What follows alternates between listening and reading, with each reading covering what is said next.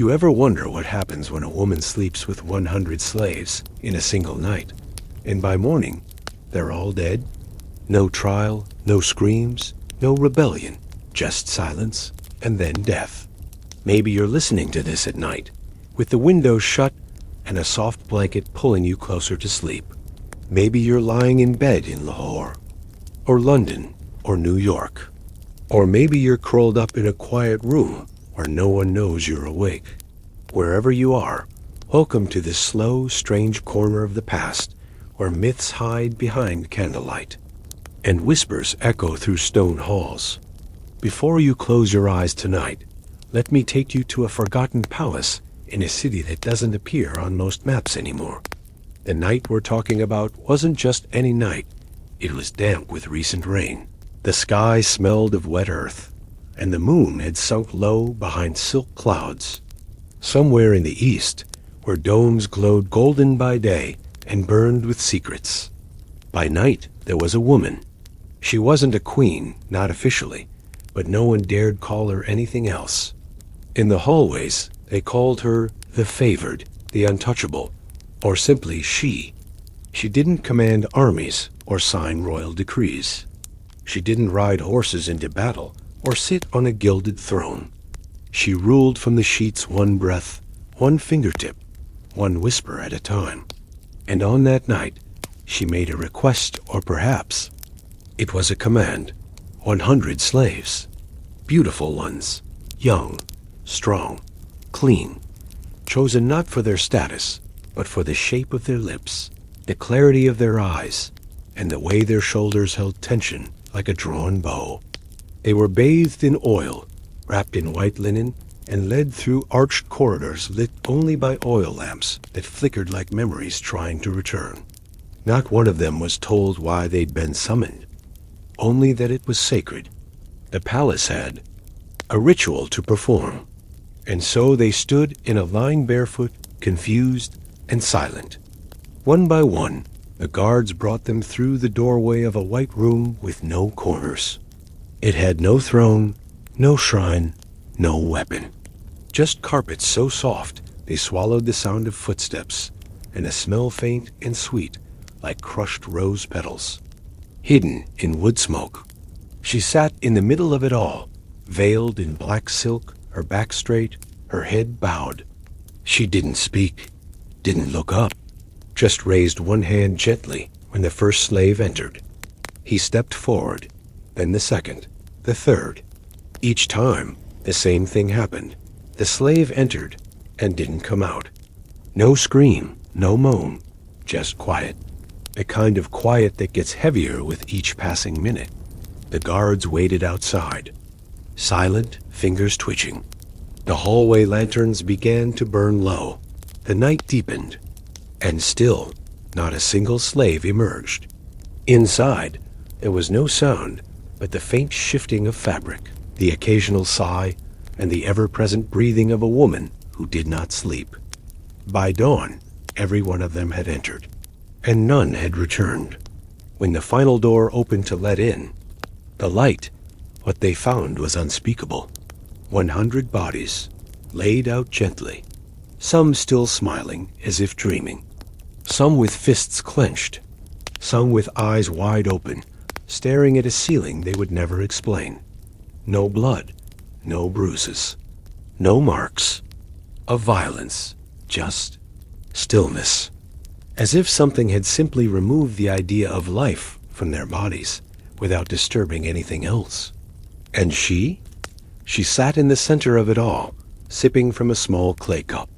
Her veil is still drawn. No grief, no triumph, just breathe.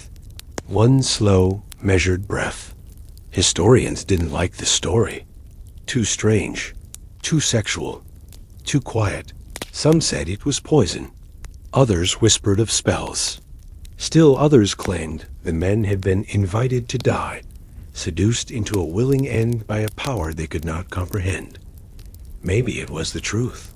Maybe it was a myth.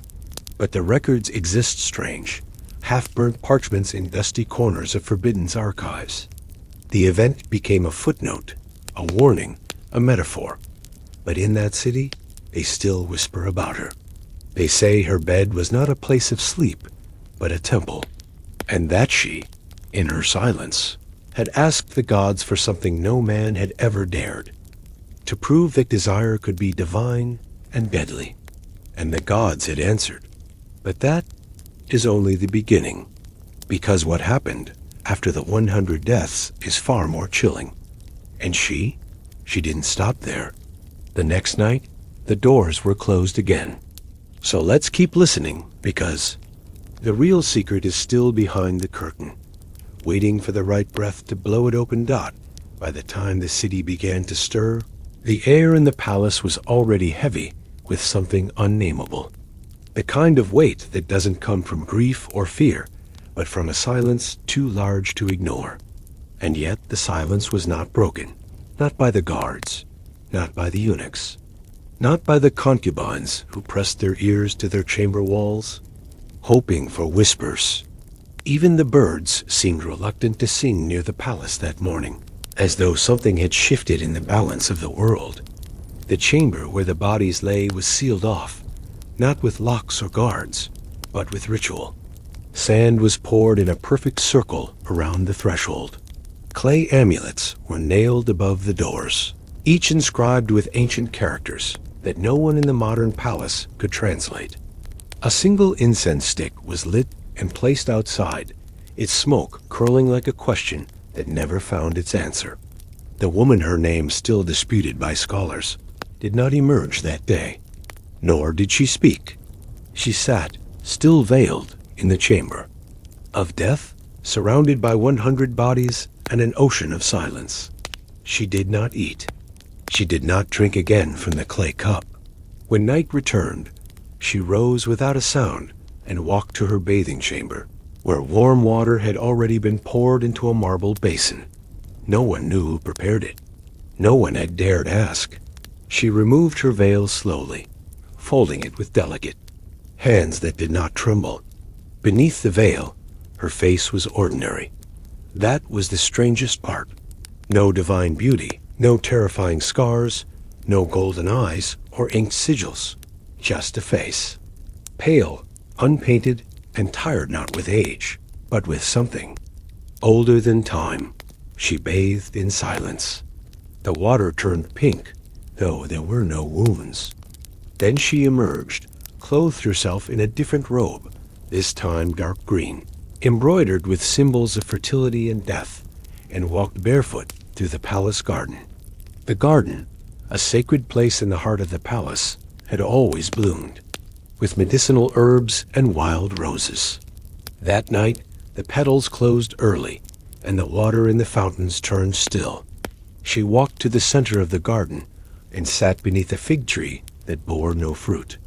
There she remained for hours, unmoving, until the moon reached its highest point. At that moment, something odd occurred.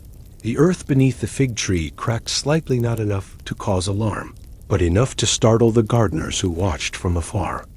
And from that crack, a single worm crawled out, twisted once, and died. No one could explain it. No earthquake had been reported, no tremor felt. Yet the crack remained. The next morning, the chamber of death was cleaned, not by servants, but by masked priests brought in from the northern mountains.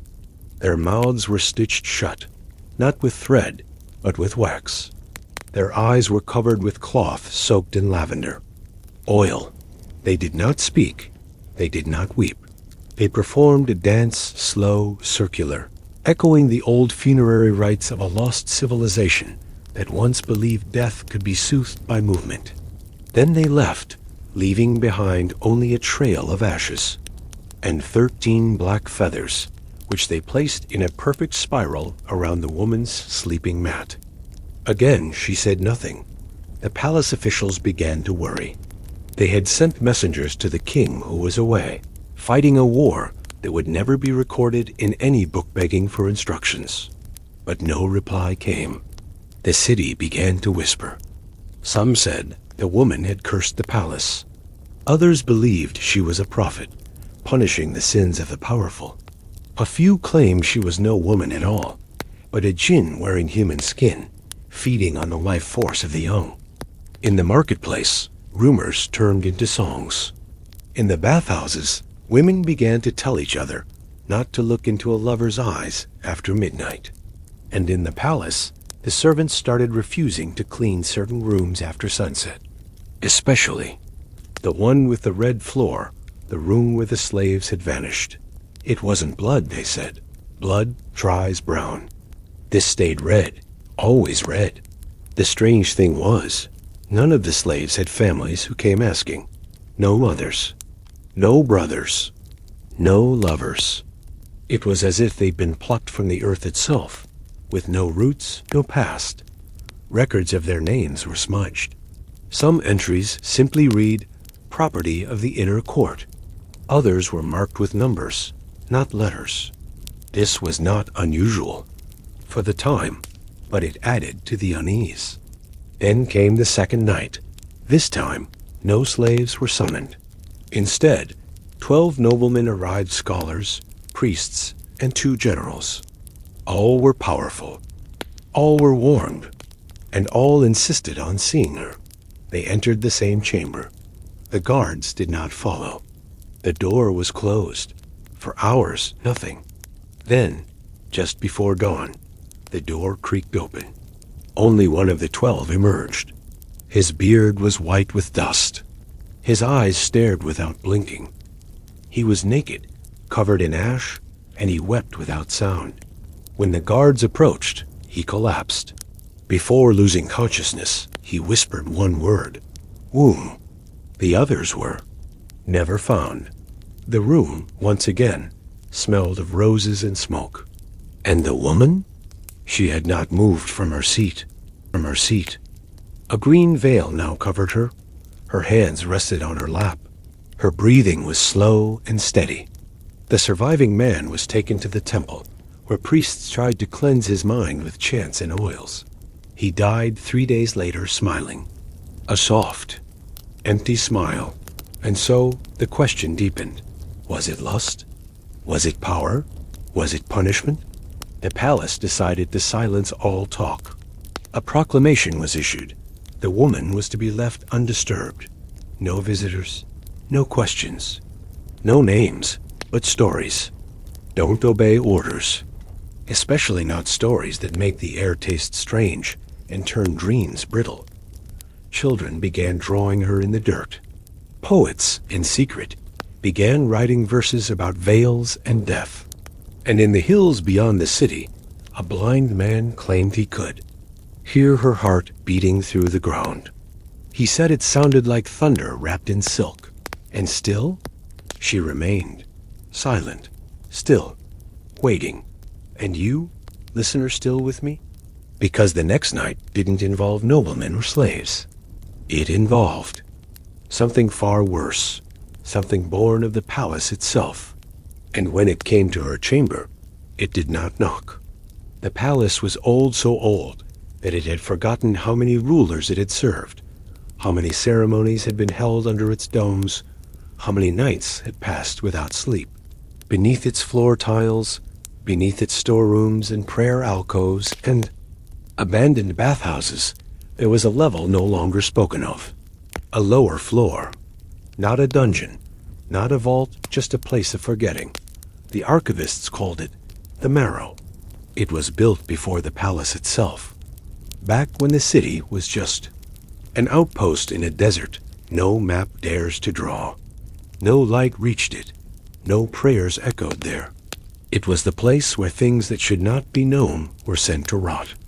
On the third night after the 100 slave deaths, something rose from that marrow. Not a person, not quite. More like a memory shaped into bone.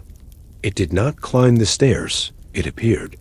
In the reflection of polished bronze shields, in the ripples of the fountain near the courtyard, in the cracks of the sleepwalkers' voices.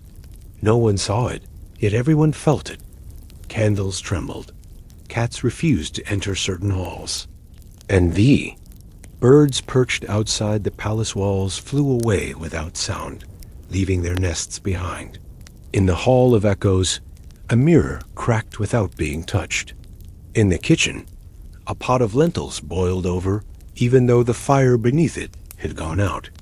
By midnight, the fig tree in the garden, still barren, still cracked, had begun to drip a thick, red sap.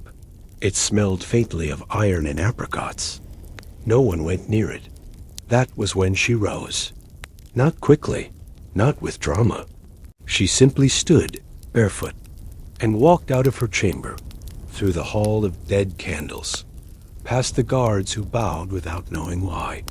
Her veil was violet now, so sheer that in the moonlight one could almost glimpse her features, but not quite. She carried a single object, a small brass bowl. Inside it, nothing is visible, but it hummed softly, like bees inside a locked jar. She walked to the center of the palace, the convergence of all wings, all passageways, all secrets, and sat on the cold mosaic floor. She placed the bowl before her and waited. That's when it came. It didn't open doors. It didn't cast shadows, but the temperature dropped by 6 degrees. The tiles beneath her grew damp. The bowl trembled. From the corners of the ceiling, a thin mist began to descend, like lace stitched by ghosts. And then a voice, not from the creature, but from the bowl, a voice with no language, just shape. It asked no questions. It gave no commands. But every listener, even those unaware they were hearing it, understood. Something had been disturbed.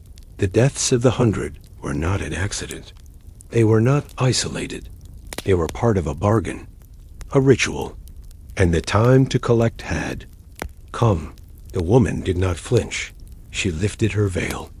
She looked into the mist, and she whispered not loudly, not forcefully, but with the weight of centuries. I remember. The mist pulsed. The guards collapsed. Not dead, just emptied, like vessels poured too quickly. The bowl cracked.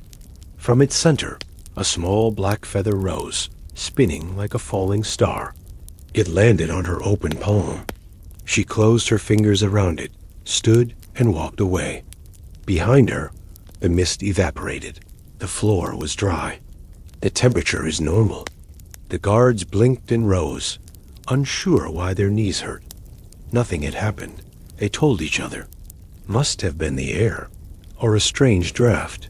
She returned to her chamber, placed the feather beside the cup, and slept. For the first time in 3 nights, she slept. No one entered. No one disturbed her. But in the city, things began to change. Dreams became darker. Children cried in their sleep. Lovers reported waking up with bruises they couldn't explain. The baker found all his dough had risen into the shape of veiled faces. The cobbler's nails curled into spirals. And at the riverbank, a fish was caught with 2 eyes on one side and none on the other blinking, even after death. The city blamed the wind, or the tides, or the king, still absent, still unaware. But a few old women remembered stories. Stories of a line of women, not queens, not witches, something else, who appeared every few generations, always veiled, always silent, always tied to death. Not evil, exactly, just corrective, like rain after fire, or silence after too much music. And they said, she is not alone. That was the part that made people most afraid. Not that she had killed, but that she was part of something larger. That the 100 slaves were not the end, but the beginning of a counting, a tally, a balancing of scales set long ago. Back in the palace, she did not eat, but she drank. A new liquid now, from a tall, narrow flask no one had seen before. It shimmered blue in daylight, red in moonlight. She poured 3 drops into the cup beside the feather, waited, then drank. Each time, her eyes closed longer. Each time, her breath grew slower. But she never stopped rising, never stopped walking the halls. On the 5th night, a letter arrived, not from the king, but from his horse. Delivered on a saddle, no rider, no blood, just a scrap of silk tied to the reins. It read in the king's hand, "I dreamed of you. I do not return. I do not wake." No one knew what to do with it. They sealed it in wax and sent it to the archivist, who promptly burned it without reading. Said it was safer that way. And so the woman remained. The palace did not crumble.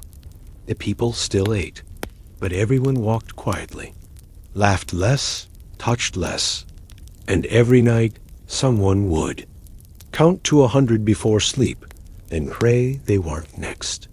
Because something had shifted. Something was coming, and it wore no shape, no name, no crown. It walked in the spaces between breaths, and the woman, she was waiting for it. But what was it? It wasn't that time stopped in the palace, it's that it began to loop. The same sounds echoed each night. The hush of linen skirts brushing sandstone, the crackle of incense charcoal just before it dies, the hollow clink of an untouched silver ball placed at the same corner of the same room. The days became slower, heavier, as though the sun was unsure it still had permission to rise. No one knew the woman's schedule, yet everyone adjusted to it instinctively. Servants timed their steps to avoid meeting her in the corridors. Scribes skipped over her name when recording palace inventories. Even the cats of the palace, normally independent and bold, began to avoid the chamber with the feather and the cup. And yet she remained utterly unchanged. Her hair was never combed by another's hand, yet it never tangled. Her robes, though, no one washed them, remained unstained. Her breath remained soft, like silk being folded in a quiet room. But on the seventh night Seven, being a number known for endings and beginnings, a new door opened in the palace. Not a real door, not one made of wood or stone. It was a doorway of memory, a place everyone had forgotten until it was needed again. Near the oldest part of the palace, past the mural that showed the founding of the city painted with lapis and powdered bone, there was a wall that had always looked uneven. Now it split open, not with noise, but with recognition. The scent of myrrh spilled out, followed by a breeze that smelled faintly of old parchment and clean skin. She walked through it without hesitation. Behind the wall was a chamber unlike any other, round, windowless, lined with books. Not books as we know them, no stitched spines, no parchment. These were scrolls made of thin metal sheets, etched so finely that even the smallest breeze could sing through them. Hanging from the ceiling were hundreds of objects: dried flowers, teeth, feathers, thimbles, bent coins, a memory of every desire ever whispered within the palace. She sat in the middle, on a pillow stuffed with ash, and began to sort them, not with her hands, but with her breath. Each time she exhaled, one object trembled and moved slightly toward her. She did this for hours. When she stopped, only one object had reached her feet, a small black stone carved into the shape of an open mouth. She picked it up, kissed it once, and dropped it into her cup. The liquid inside didn't react. But she did. She blinked once deeply, as if blinking a century. Then she said a name. No one heard it, except perhaps the palace itself, because at that moment, bricks loosened in the outer walls. Roots cracked through the courtyard tiles. A vine grew 10 inches in 10 seconds up the side of a tower that had been lifeless since the fire. Something had been summoned. That night, the archivist, the one who had burned the king's letter, disappeared. No trace. Just a line of salt poured in a ring around his empty bed. Empty bed. The pages of his ledgers, which had been empty for years, were suddenly filled with tight black script that no one recognized. A child touched one and forgot how to speak for 3 days. Another laughed for 10 hours. The scrolls were locked away. But still, the palace changed. In the kitchens, knives bent. In the stables, the horses refused to drink water touched by sunlight. And yet, in the middle of it all, she remained quiet, breathing, waiting. It was on the 9th night that the mirrors began to murmur. Not loudly, just faint whispers, like someone trying to remember a forgotten prayer. The mirrors in the hallways, the baths, the dressing chambers, all began to hum with presence. When someone stared too long, they saw themselves blinking out of rhythm. One noblewoman screamed after seeing her reflection turn its back to her. She left the palace that night, barefoot, whispering numbers in reverse. The woman, the one they no longer named, walked to the largest mirror in the palace, a 3-panel polished, obsidian sheet that reached from floor to ceiling. She stood before it and removed her veil for the first time since the Chamber of the 100. The mirror did not reflect her. Instead, it showed the ocean. Not the one near the city, but one far older, one with black waves and silver foam and no sky above it. The ocean churned, and then, for the briefest moment, a figure rose from it. Not a god, not a beast, a child made of wax and water and forgetting. It looked at her, smiled, and vanished. She nodded once, veiled herself again, and returned. Torum. The feather was gone. The cup was full again. The bowl hummed louder than ever. That night, for the first time, she wept, silently, not from sadness, but from memory. The kind of memory that doesn't live in the brain, but in the bones. Outside, the sky held no stars. Inside, the palace held its breath. The next morning, a single scroll appeared at the gates. No one saw who delivered it. It was written in a mix of languages, none of which existed anymore. But the scribes, somehow, understood. It read, "Prepare the circle. The hour bends." And so, they obeyed, without understanding, without debate. They cleared the hall of pillars, swept the marble, and scattered crushed sage in spirals. In the center, they placed an hourglass filled not with sand, but with ground bone and pearls. She arrived just before sunset, sat in the center, touched the hourglass, and said, "One." The hourglass turned, but no sand fell, only silence. And in that silence, far beyond the palace, the king finally died. Not with sword or poison or cage. He died mid-sentence, as if the rest of his words had been taken elsewhere. He was buried without ritual, and the throne kept empty in his absence crumbled to dust the next day. And so, the story curved, not to an end, but toward a deeper chamber, because the 100 slaves were not the dead, they were the signal. And now the palace would have to decide, to remember what it buried or to be buried with it. When a throne crumbles, it rarely makes noise, not because it's silent, but because the sound is buried under years of ritual, duty, and denial.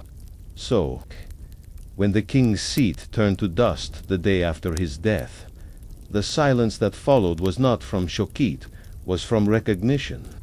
The palace had been holding its breath for too long, and now, finally, it exhaled. Dust settled in places that had not been touched for decades. Doors swelled slightly in their frames, as if remembering how to open on their own. The tapestries hanging in the eastern wing depicting heroic battles and divine coronations began to fade, not with time, but as though the memories themselves had grown tired of being seen. No one came to replace them. No one dared. The woman in the center of the hall of pillars remained unmoving. Her hand still rested on the hourglass, whose bone and pearl grains refused to fall, defying the pull of gravity, of time, of expectation. And all across the city, bells rang without being struck. They tolled softly, mournfully, as if the air itself was trying to warn anyone who would listen. Memory is not dead, it is only buried. The palace officials gathered in hushed corners, trying to assign names to their fears. Should they call her a prophet, a prisoner, a plague. One advisor suggested giving her a title perhaps, Mother of Silence. Another countered, the Night Wife, yet no name stuck. Names imply ownership, familiarity, and comprehension. And she who never claimed power, yet never surrendered it, slipped past all labels like water through trembling fingers. On the evening of the king's funeral, pyre ceremony attended only by dogs and windsherows. The hourglass remained. On the floor, she did not glance back. Her veil was now crimson, the color of dried hibiscus and blood diluted in milk. She walked not toward her chamber, but toward the outer walls of the palace, where no one had walked for years. Behind the curtain of ivy and stone dust was a forgotten staircase, spiraling downward. And there, at the base, sat a door carved into the shape of a sleeping woman. No keyhole, no handle, just lips, closed. She pressed her mouth against the lips, in the stone, whispered something that even the wind refused to repeat, and the door opened. It didn't swing, it simply sighed. The chamber beyond was circular, lined with water channels that flowed without source or end. In the center stood a pedestal, and on it a mirror. This mirror was not glass. It was water suspended in place, smooth as obsidian, reflecting not what stood before it, but what once had. She approached, looked in, and what she saw is not recorded. But she wept again, not from grief, but from recognition. Behind her, the water began to rise in the channels. It licked the floor, then the walls, and began to crawl upward in patterns, symbols, letters, veins. And as the water climbed, the palace above began to shift. The floor tiles rearranged themselves into a new pattern, a spiral, not seen since the days before the first calendar. The servants stopped mid-step. The birds returned, but this time they did not sing. They watched, and the stars over the palace began to shimmer slightly out of sync with the rest of the sky, like an eye twitching before a storm. She emerged at dawn, wet to the knees, holding a bundle wrapped in green silk. Inside it, a small jawbone, a glass, bead, a folded scrap of cloth with blood still fresh on it, and a name scratched into leather. It was not her name, but someone's. Someone who had been waiting. She placed the bundle in the garden, beneath the cracked fig tree. The sap there had stopped bleeding, but the tree had begun to bloom white blossoms, brittle and hollow. She whispered again. This time, the ground answered, a low, slow groan, not of pain, but of awakening. And in the palace, a girl awoke from sleep without ever having been born. She rose from the floor of the prayer room, her skin damp. Her eyes, older than the moon, and walked naked through the halls until she reached the woman in red. They did not speak. The girl reached into her mouth and pulled out a pearl, gave it to the woman, then lay back down on the grass, closed her eyes, and turned to stone. The woman placed the pearl in the hourglass. It still refused to fall, but it began to glow. That night, a new proclamation was found carved into the palace. Gates. All debts must sleep. No one claimed authorship. No hand had touched the metal, yet the letters smoked for hours. And in the villages beyond the city, dreams began to change. Farmers dreamed of feathers falling from the sky. Shepherds saw mirrors growing from trees. Midwives refused to deliver babies born at night. And old men wept without knowing why. Meanwhile, she continued, not as ruler, not as a ghost, as a ritual. She began to trace a circle in the palace garden, every night one footstep at a time. Always the same direction. Always the same number of steps, 100. And each step was marked by a memory, not hers, but others. The laugh of a child who had once stolen figs from the kitchen. The cry of a mother losing her fourth son. The whispered confession of a guard who had let something terrible pass through the gate. These memories rose like steam from the earth. She did not react. She did not flinch. She simply kept walking, around and around, as though by walking she could hold back something larger. And perhaps she could, because deep beneath the city, in the catacombs, where even rats no longer walked, something blinked for the first time in centuries. A pulse, a breath, a hunger. Not evil, just unfinished. And it remembered her. Not by name, but by rhythm, by scent, by the way her steps always paused slightly at the 73rd. It rose, not quickly, but steadily, like sap, like sleep, bit like justice returning with dry lips and no voice. And above it all, she continued to walk 100 steps every night, until the sky itself began to bend. But what happened on the night she finally stopped? There are moments in history that do not make it into scrolls, that do not become legend or warning or praise, because they are too quiet to survive the violence of recording. The night she stopped walking was one such moment. No bell rang. Number trumpet blared. There was no witness besides the cracked fig tree and the stone girl sleeping at its roots. And yet something changed instantly, intimately, like a breath held too long finally escaping into the world. She had traced the same 100 steps every night for 9 nights, each circle engraved deeper into the garden's soil, forming a spiral that grew darker with each loop knot with blood, not with ash, but with memory.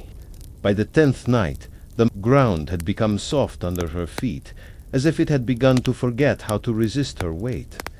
And yet, as she reached the 73rd step, the one that always made her pause, where a slave had once smiled too softly before he died, she did not pause. She walked through it, smoothly, deliberately, and when she reached the 100th, she stood still, and then she simply stopped. No collapse, no gasp. She stood perfectly upright, her red veil fluttering slightly in the windless air, and she did not move again. It was as if the act of stopping had turned her into something else, not woman, not myth, but a hinge holding two worlds together through stillness.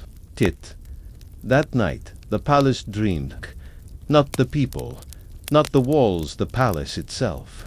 Its columns swayed slightly, like trees remembering a storm. Its ceilings dripped with moisture that no pipe could explain. And in every room, mirrors began to weep, their glass fogged and bled droplets that smelled of frankincense and salt. In the servants' quarters, a young boy dreamt of the 100 slaves. But in his dream, they were not men, they were birds with human eyes, circling an open well that led to nowhere. In the upper kitchens, an old woman burned her hands, on a pot of soup that had turned into black feathers. The physicians could not treat the wound, not because it was severe, but because her hands refused to stop singing soft lullabies in a language no one had taught her. And at the city's edge, a blind beggar opened his mouth and spoke her name for the first time in 40 years.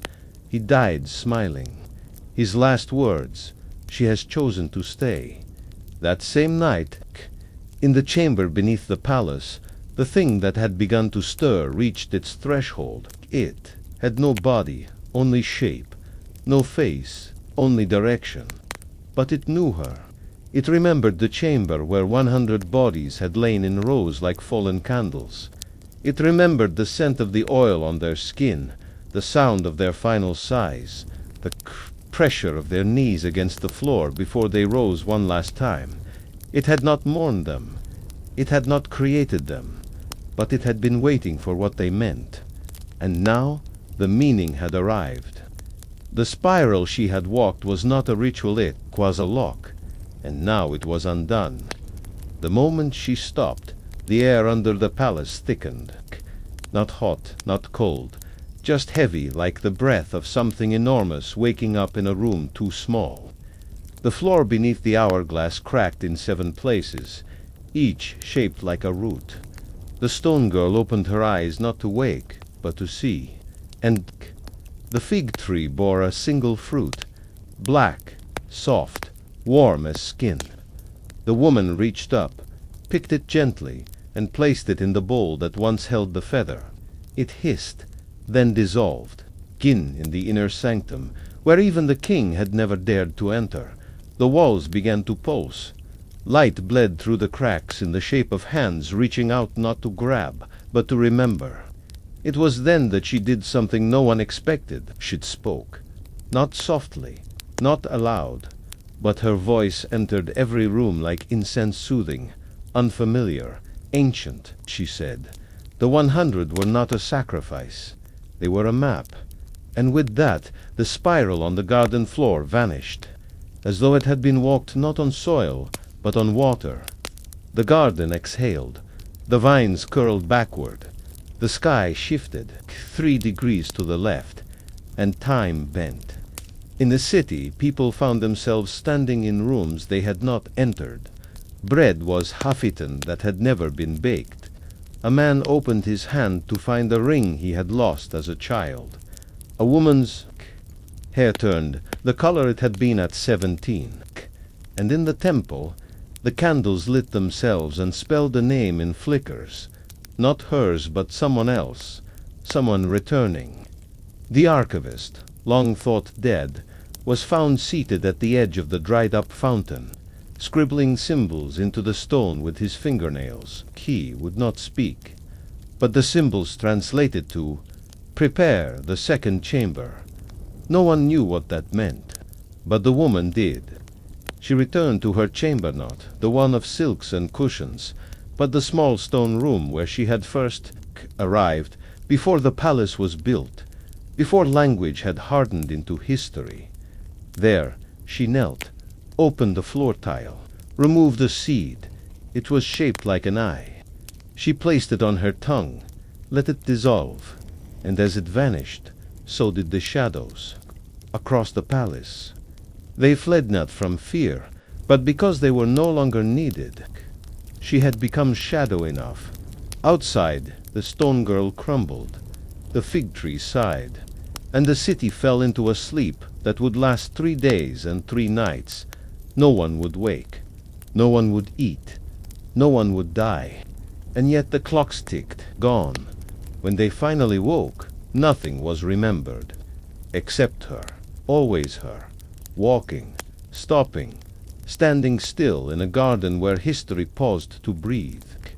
But what she did with the sedant, what the second chamber revealed, is a dream for another part. When the city woke, it did not know that it had slept. That was the first oddness. No one remembered falling asleep, and yet beds were unmade. Candles had melted to stubs, soup pots had dried into crusted rings, and ink on ledgers had run and dried without a single recorded stroke. Mothers held children and asked, "What did you dream?"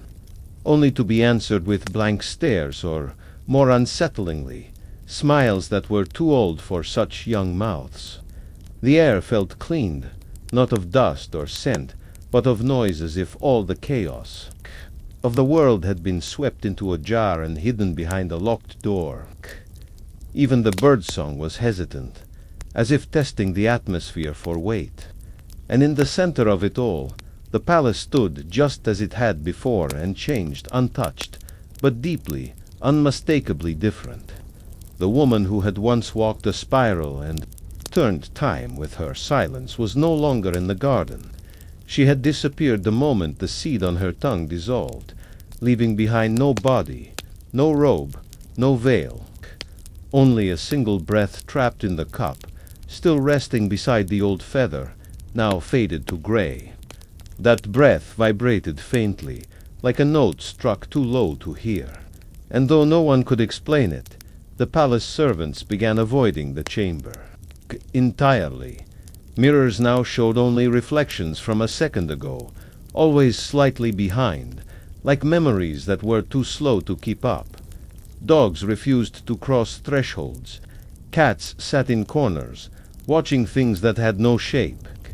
And on the 4th night, after the sleep, a doorway appeared. It was not built. It was not opened. It simply was in the wall behind the great library, the one that had no windows, and smelled faintly of sandalwood, and regret a crack widened, and behind it the second chamber revealed itself. Unlike the first, this one was not circular.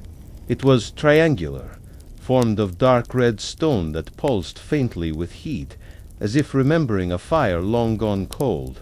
On each of its 3 walls a different script had been carved, one in curves like smoke, one in sharp lines like bird bones, and one in dots like falling rain. No scholar could read any of them, though all agreed they understood the meaning. This is where the body forgets. Inside there was no furniture, no altar, no window, only a basin filled with sand, and inside the sand a bona rib, smooth and glowing faintly blue. That night the basin filled slowly with water that no one poured, and the rib began to pulse. Some said it was her rib. Others claimed it belonged to the first slave to die. But the palace itself did not comment, and so the whispers grew, like mold in places too sacred to clean. The rib beat like a heart, and on the 7th pulse the woman returned. She stepped from the wall as though it were a curtain, still veiled, but now her veil was white. Not pure, not bridal, but the color of things once buried and recently exhumed. She stepped into the chamber, bent over the basin, and placed her hand upon the water. Instantly her reflection split not into 2, but into hundreds of selves. Each self wept. Each self wore a different veil. Some laughed, some screamed. One whispered, "Not yet." She nodded. The reflection vanished. The rib stopped pulsing, and outside the city's bells rang again, this time in reverse. Not a chime, but an unwinding.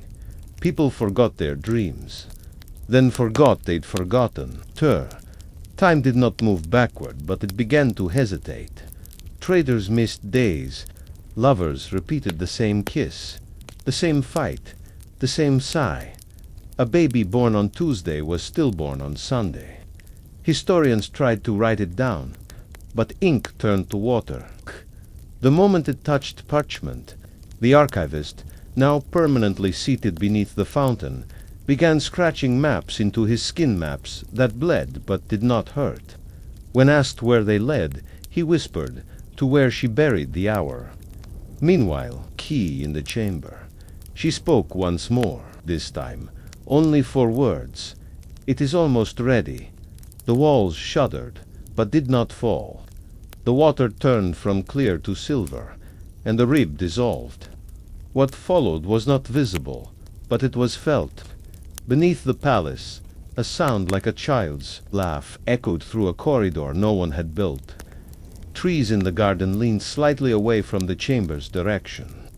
Birds dropped feathers mid-flight, and in the lower kitchens, a knife bent into the shape of an ear. The palace began to remember itself not as home, not as fortress, but as womb. And the woman, once silent, once walking, once vanished, now began to gather. Not people, not objects, but moments. She entered each chamber of the palace, one by one, and placed her hand upon the floor. In each room, something from the past resurfaced. In the hallway of portraits, the eyes began to blink. In the scribe's chamber, every scroll sang a lullaby before burning itself into ash. In the bathhouse, the steam took the shape of lovers long dead. And in the garden, the stone girl began to hum, softly, almost like wind through a curtain. She was not alive, but she was no longer stone. She had become memory still, pulsing, unfinished. And the fig tree bore its second fruit, white, bitter, soft as bone. The woman plucked it, bit it, and wept juice that stained her veil gray. The city did not notice, but the sky did. It flickered, then blinked, then held its breath.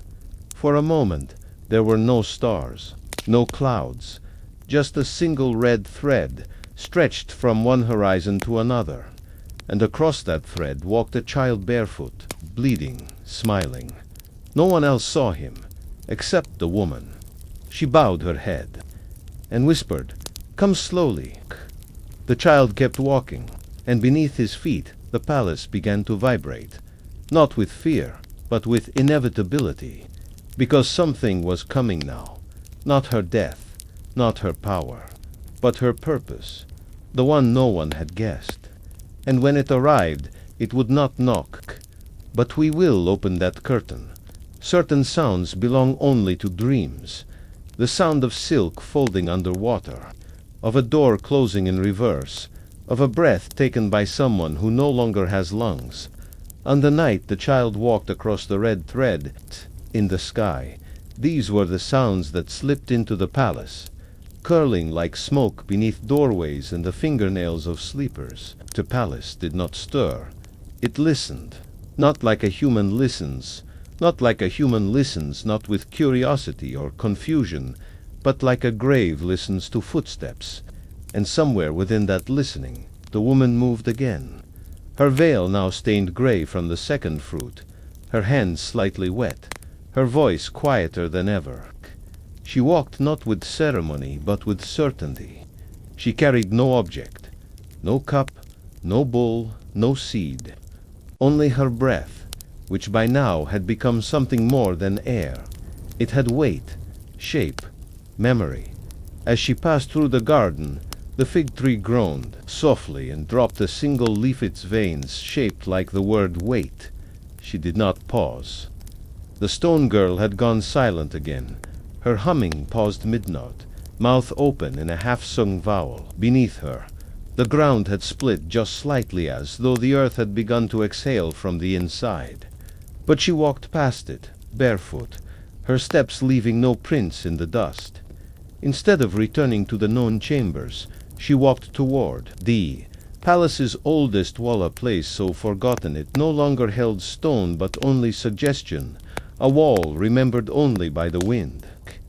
As she approached, it opened not with mechanics or magic, but with obedience, and what lay beyond it was not a room, but a field that should not have existed inside a palace, wide, flat, and filled with stalks of glass.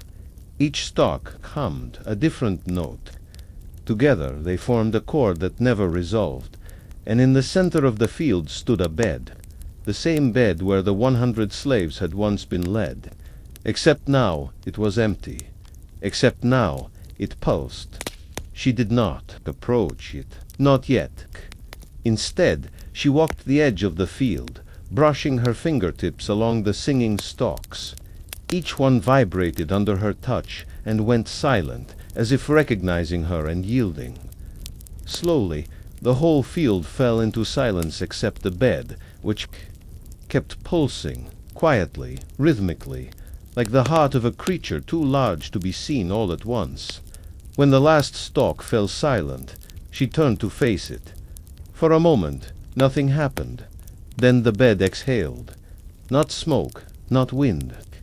Just a soft, glowing mist that hovered and then shaped itself into a memory of the first slave who entered that chamber. He had smiled, not because he desired her, but because he recognized her, not from stories, but from dreams. In his memory, he stepped forward and whispered, "I remember dying here before." And she had smiled back, because she did, too. The mist folded back into the bed, and now, finally, she approached it. With every step, the palace above her changed. Paintings peeled to reveal older paintings beneath. Stone pillars cracked and whispered the names of lovers long erased. Doors that had been locked for generations swung open and showed only darkness. And in the kitchens, the bread refused to rise. She stood at the foot of the bed and placed her palm on the sheet. It was still warm, but not from heat, from presence. And then she lay down, fully clothed, veil intact, arms at her sides. The moment she did, the sky outside changed again. The red thread twisted once and turned gold. The child walking paused, looked down, and blinked. His eyes were mirrors, and for the first time he spoke. She remembers the first wound. Below, the palace wept. Not water, not blood, but dust. Dust that smelled like saffron and mother's skin. The kind of dust that only falls when something old has finished waiting. Inside the bed, her body did not move, but the sheets around her began to ripple, not like wind, but like breath. And then, one by one, the 100 slaves returned not in body, not in voice, but in imprint. They appeared around the bed as shadows that cast no light, as warmth that triggered no sweat. Each of them bore a different expression: sorrow, wonder, fear, relief. Some reached for her, some knelt, some simply watched. She remained still, and then she whispered again.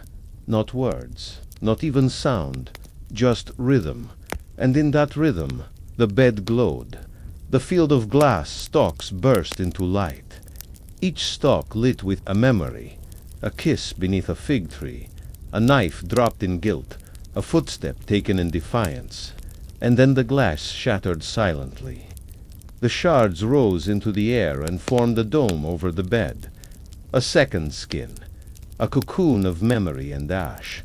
The slaves, those old shadows, stepped back, and the woman vanished. Not disappeared, just unshaped, dissolved into the bed, the dome, the dust. The chamber is sealed, and the palace, for the first time in 1,000 years, went quiet, not peaceful, just empty. In the city, no one dreamed that night. In the hills, birds forgot how to migrate. In the archives, the ink turned white, and the stone girl in the garden turned her head toward the sky and smiled, because she knew the bed had not been for love or punishment, ksu or ritual. It had been an invitation, and she had finally accepted it. But what sleeps in that bed, Nound, what it dreams is something even the palace fears to name, somewhere between sleep and extinction. There is a kind of presence that doesn't breathe or speak, but is unmistakably alive. The bed that now cradled her was no longer a piece of furniture, a place where bodies came to rest. It had become a chamber of potentia, womb woven from centuries, soaked in ritual, and pulsing with the weight of something ancient trying to remember itself. Dome above it, formed from shattered memory glass, did not crack or sway. It floated, silent and glowing, reflecting not light but history and finished scenes, repeating on its surface like moving tattoos. A slave stepping backward before entering the chamber, a hand trembling over a cup of oil, a shadow leaning into another shadow just before sleep. The city outside did not understand that she was gone, but they felt it. Their skin itched without wind, their sleep came without rest, and mirrors in their homes showed the backs of their heads instead of their faces. Somewhere, a boy opened his mouth and spoke in reverse. A woman in labor gave birth to a stone wrapped in blood. Markets sold nothing but empty jars. The palace itself had stopped trying to explain anything. Its halls were now layered in fog-not mist from weather, but fog from inside its walls, seeping out like breath held too long. And through it moved echoes, not of voices, but of gestures. Someone tying a robe, someone pouring tea, someone brushing ash from a book they never read. The only one unaffected was the stone girl beneath the fig tree. Her smile deepened, her freak. Fingers began to twitch, one at a time. First, the pinky, then the ring finger, then the rest. By nightfall, she blinked. By morning, she stood, not entirely alive, not entirely stone, but something between a figure born not of birth, but of consequence. She walked barefoot into the palace, and wherever she stepped, the fog parted. The mirrors calmed. The candles steadied. When she reached the dome, she did not kneel. She placed both hands on the glass and whispered, "I remember your other name." The dome pulsed once. A single ripple passed through it, and inside, the bed shifted not visibly, but in temperature. The air grew warmer, then colder, then warm again. The cycle of breath, relearning itself. And then something truly strange happened. Released the dreams it had trapped. Released the sounds it had swallowed. And the 100 slaves long vanished. Long unspoken reappeared. Not in body, not even in shadow, in gesture. All across the city, people touched their lips without knowing why. Tilted their heads. Raised their hands. Small, quiet movements. The same ones the 100 had made before entering that chamber so long ago. All synchronized, all gentle, all as if led by a song only she could conduct. And she, standing beside the man who had returned without a name, lifted her hand once more, this time to the sky, and the red thread hanging across the heavens vibrated. The child was still walking when it stopped, sat down, and began to hum a new song, one that the city had never heard before, but somehow was known, if you listened very carefully that night, not with your ears but with your spine. You could feel the sound folding over itself like clothlow slow, curved at the edges.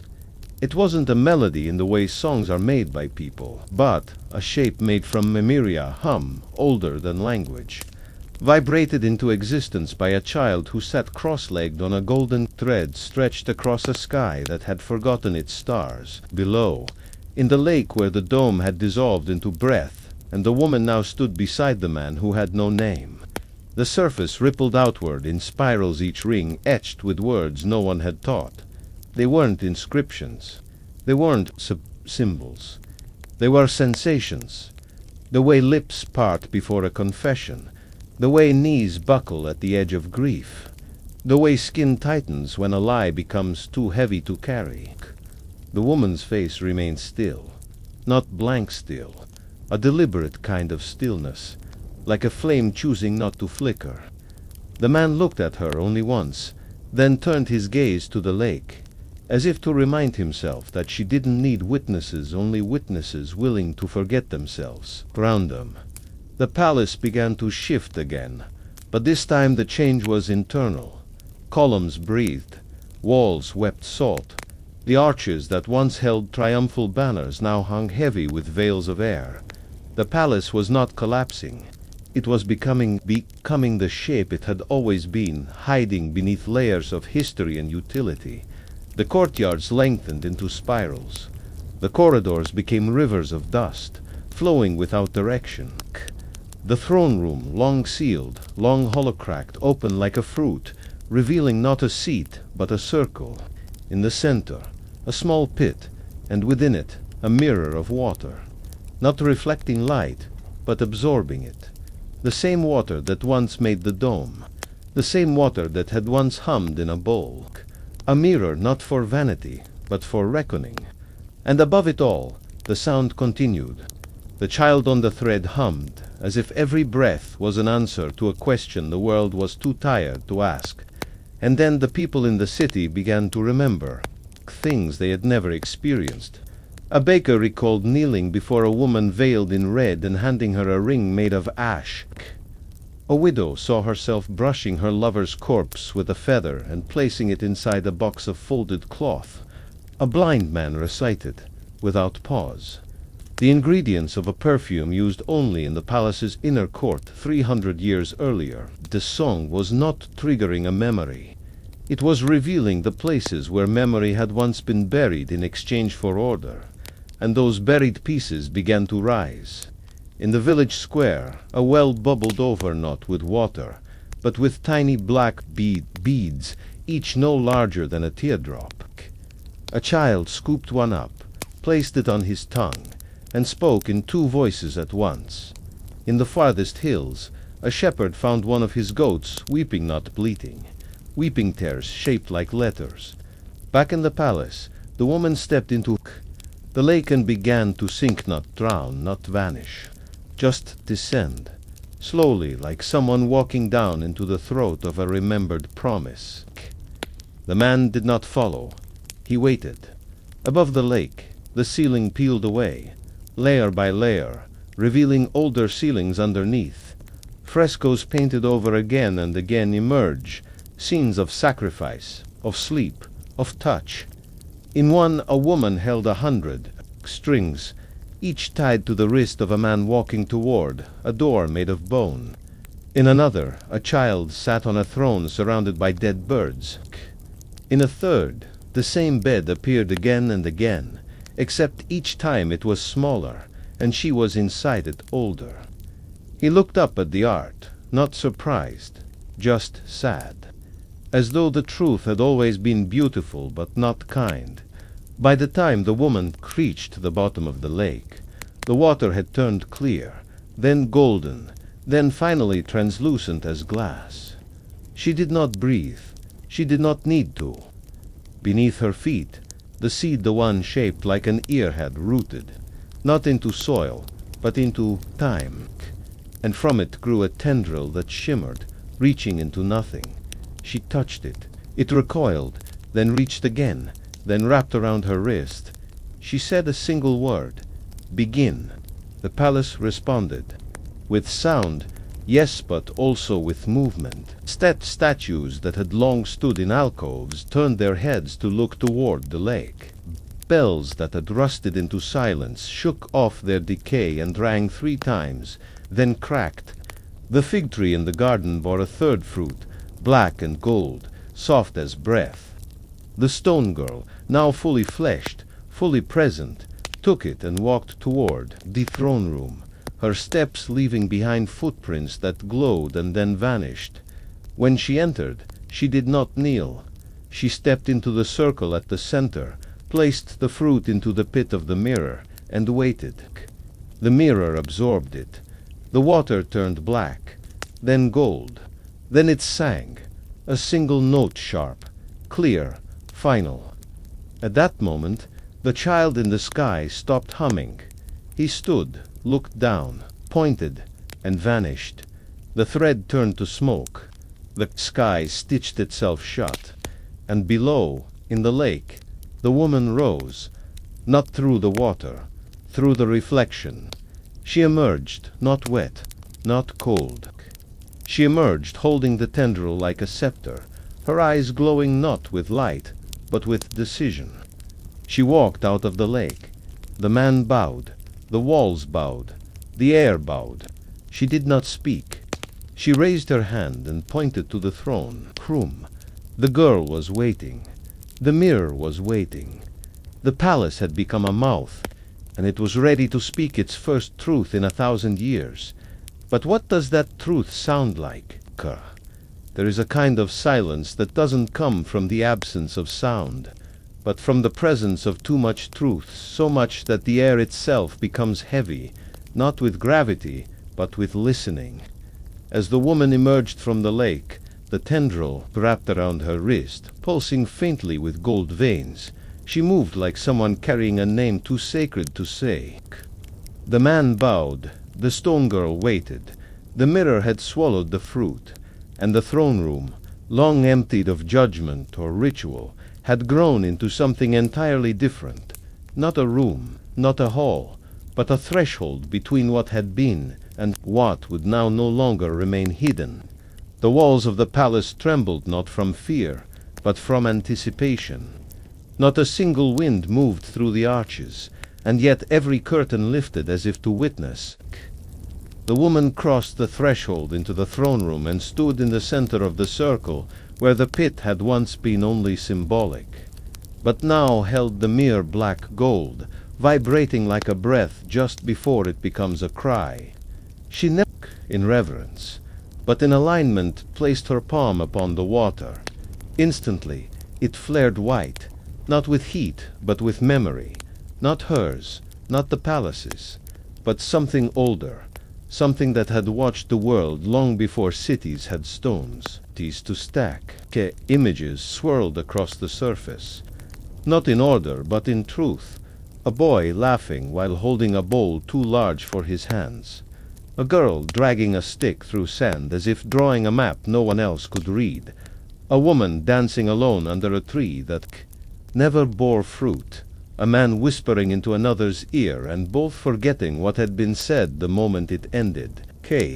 These were not her memories. These were the memories of forgetting the cost of history, the debts of silence. The mirror flared again, and the song began, not the child's hum, not the dome's vibration, but the true song, the one only the palace had ever heard in full. It was not composed of words or notes. It was shaped from echoes, from every moment of hesitation ever lived within its walls. The pause before a door is opened, the breaths held before a name is spoken, the single heartbeat between consent and surrender. That song filled the chamber, and outside the palace, the city froze. Time stopped, not halted, but crouched, like a cat in tall grass. Every pendulum paused mid-swing. Every pot boiled one bubble too long. And every human eye blinked and forgot what it had seen just before. Inside, the woman spoke her first sentence since returning. The palace remembers what you forgot. The mirror pulsed. The stone girl stepped forward and offered her hand. The woman took it. Together they turned toward the man. He did not speak. He nodded and stepped into the mirror. His body did not splash. It sank as if gravity worked differently there, slowly folding downward like a letter being tucked into a pocket. The mirror accepted him, rippled once, and went still. The woman turned back to the stone girl, no longer stone, no longer girl, and asked, "Will you wait here?" And she replied, "I was made for waiting." So the woman left her there, by the mirror, where the air was thick with unsaid truths, and walked to the far side of the throne room, where a door had appeared. It was made not of wood or stone, but of veil layers and layers of veil, woven from the breath of those who had once been touched by her hand. She stepped through it and entered a room that no one had ever spoken of because no one had known it existed. It was not large, but infinite. It contained no furniture, but hundreds of veils, each one folded into the shape of a moment. She walked between them, and they whispered as she passed. "He was the one who didn't flinch," said one. "She wept after her third," said another. "I never knew his name," said a third, softer. These were not accusations. These were acknowledgments. The room was not a judgment hall. It was a memory archive, and each veil, a life unfinished. She walked to the center, where the largest veil hovered just above the floor. It shimmered, and within it, she saw the night again, the first night. The 100 men, the oils, the silence, the air heavy with something unsaid. She saw herself not with regret, but with compassion. She walked to the veil and embraced it. It wrapped around her, not hiding her, but completing her. And when she stepped out of it, she no longer wore red, nor gold, nor gray. She wore all of them. A robe made of every color memory had ever remembered. She returned to the throne room, where the girl still stood, and the mirror remained still.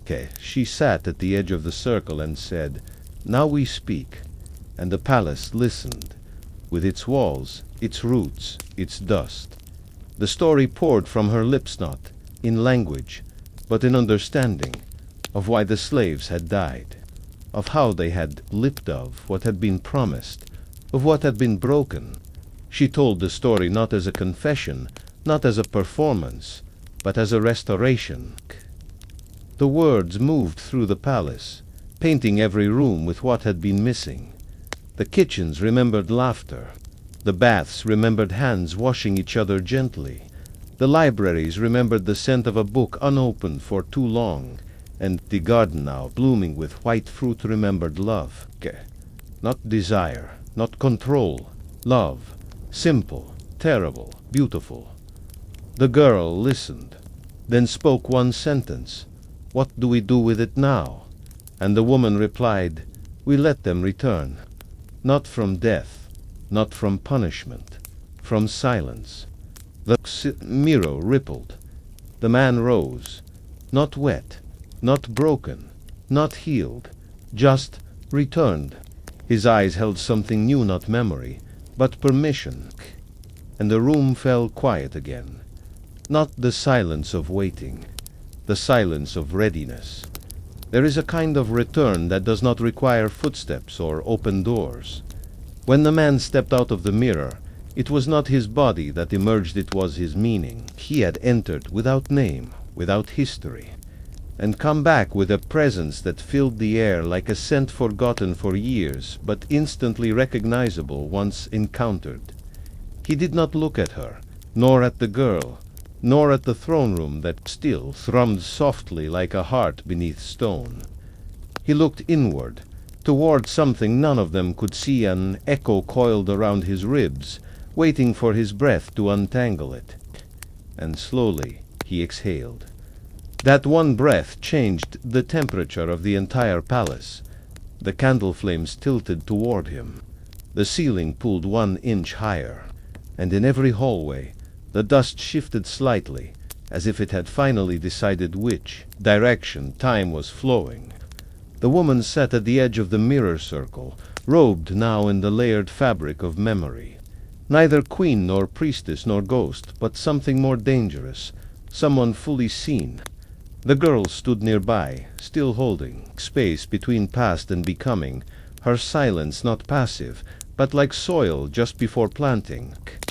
The man took 1 step toward the woman. She did not rise. Instead, she extended her hand not in greeting, but in recognition. When he took it, the palace sighed. It was not a sound, exactly. It was the collapse of tension, the folding of pages, after the story's climax had passed. The moment did not spark celebration.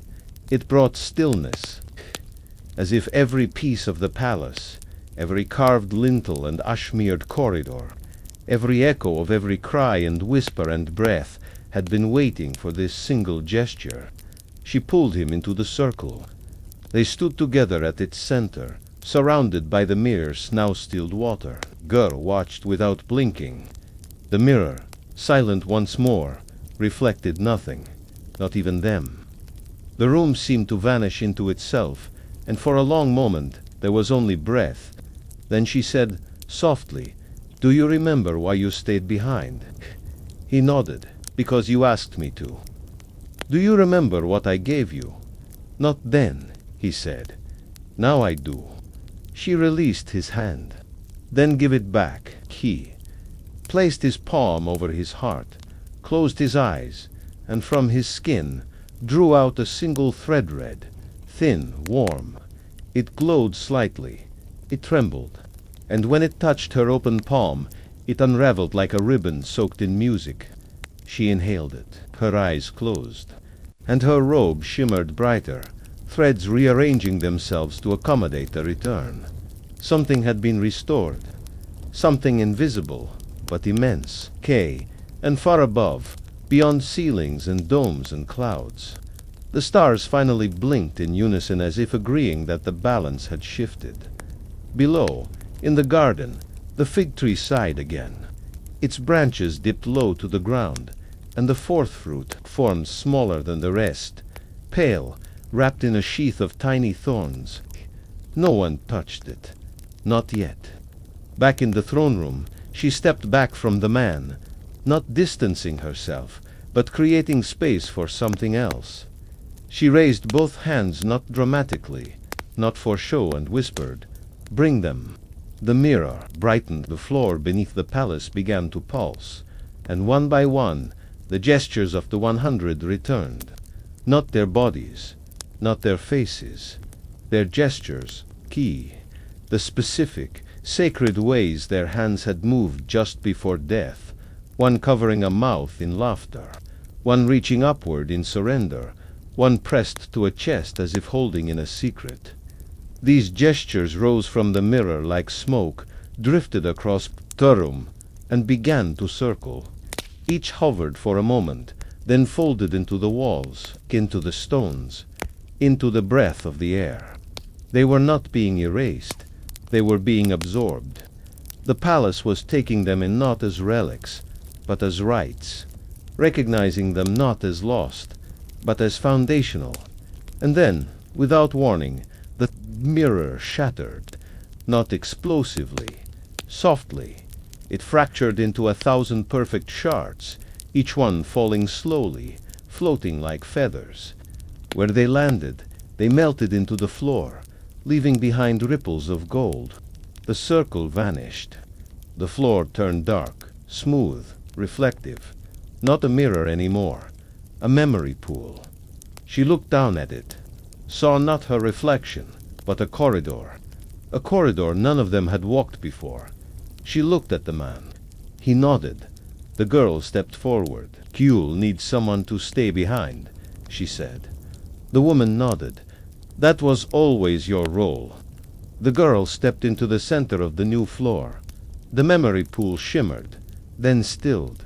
She stood now beneath its surface, eyes open, hands folded, a new guardian. The woman turned, faced the corridor. The man stepped beside her.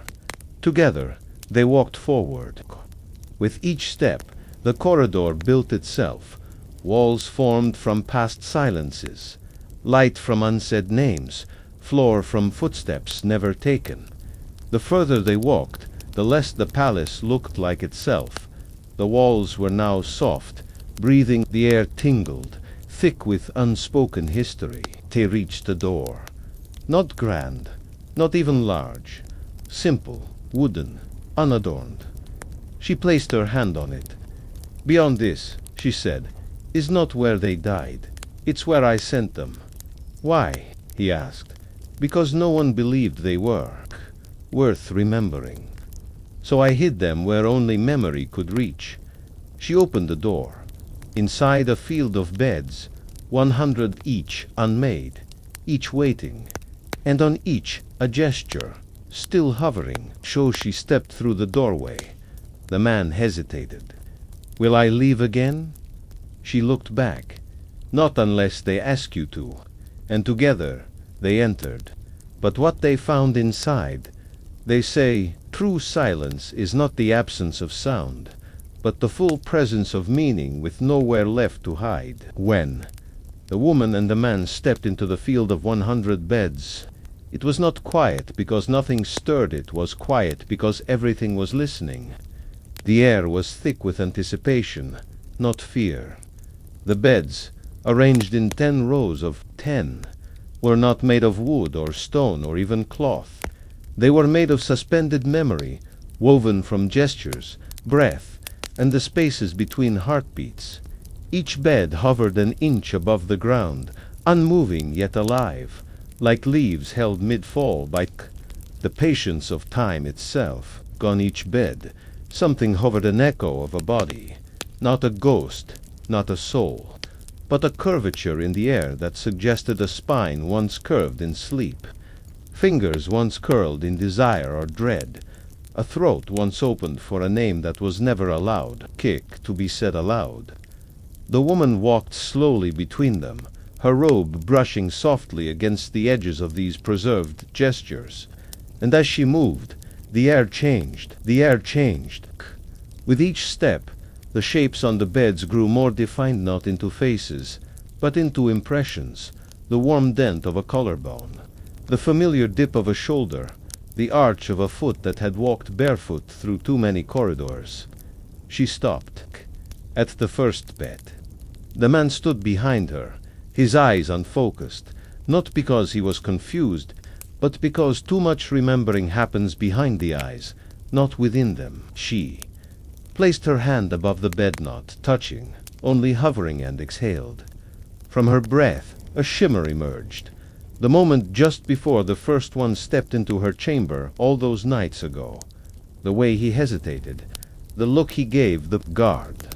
The way his hand lingered on the silk hanging beside the door. The way he whispered something to himself that even he didn't understand. It played in the air, brief, flickering, and then folded back into the bed. She moved to the second bed.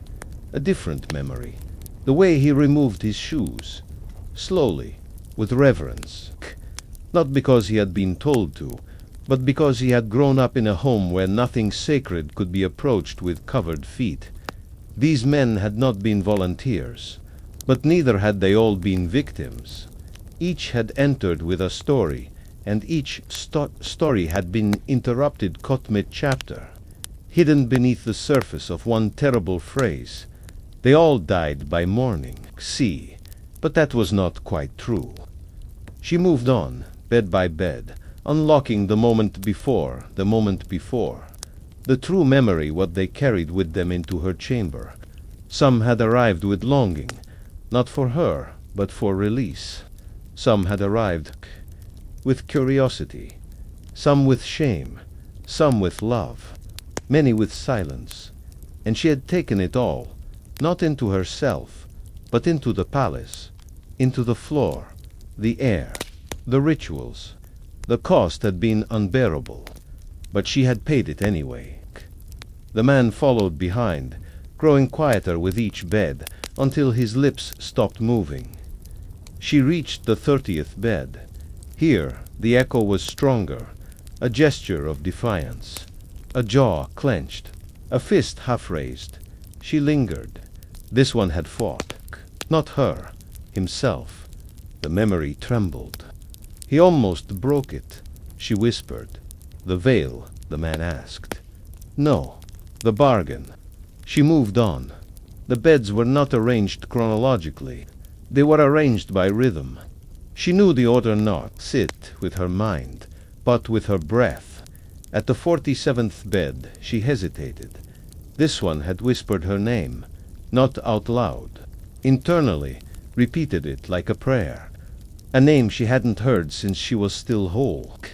She wept, not because it hurt, but because it had been real.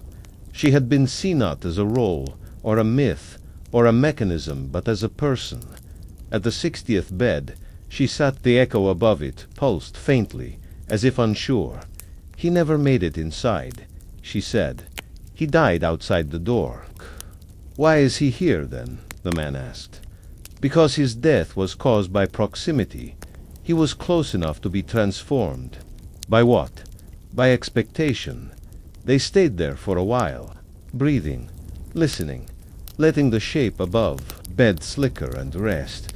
At the 75th bed, something changed. A sound emerged, not loud, not sharp, a murmur. The echo began to speak, not in words, in rhythm. A cadence of breath that matched hers. She stood still, eyes closed. This one remembers me, she whispered. The echo reached toward her, then folded into itself, a gesture of farewell, not blame, not longing. Gratitude. She nodded. At the 89th bed, the memory was jagged. A scream folded into silence, a gesture twisted in conflict. He didn't want to leave, she said. He wasn't ready. No, he didn't trust what I offered. Did you take him anyway? No. He gave himself over, pretending it was my fault. It was his shame that killed him, not my presence. The man nodded slowly. Bye. The time they reached the 100th bed, the air had gone still. The palace above them had quieted.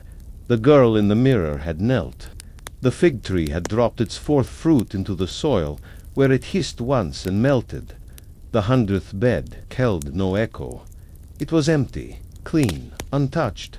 Who was this one? He asked. No one, she said. Then why is it here? She looked at him.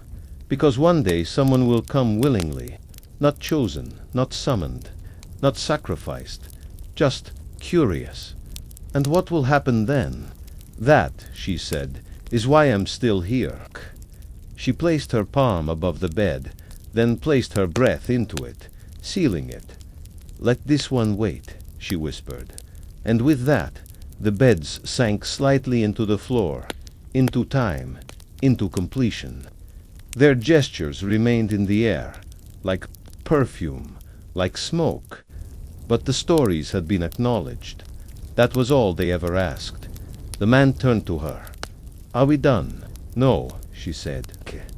"Now we decide if the palace should remember all of this or forget." "Why forget?" "Because memory is sacred, and the sacred is always dangerous." He reached for her hand. "Then let's walk into the danger together," she smiled, for the first time. She smiled without sorrow. There is a moment in any ritual where time loses its shape, not stopping, not skipping, but simply softening, like wax too long near flame. As the woman and the man stood at the edge of the memorial field, the 100 beds now returned to silence, and the palace itself seemed to hesitate. Not out of fear, but the way a breath hesitates before it is exhaled into a room that may or may not be listening. The mirror girl above still knelt, silent and still, while the ground beneath her pulsed faintly, not with light or sound, but with density, as though memory had weight and the walls were beginning to feel it. The woman held the man's hand, loosely, not guiding him now, but anchoring herself to something outside of herself.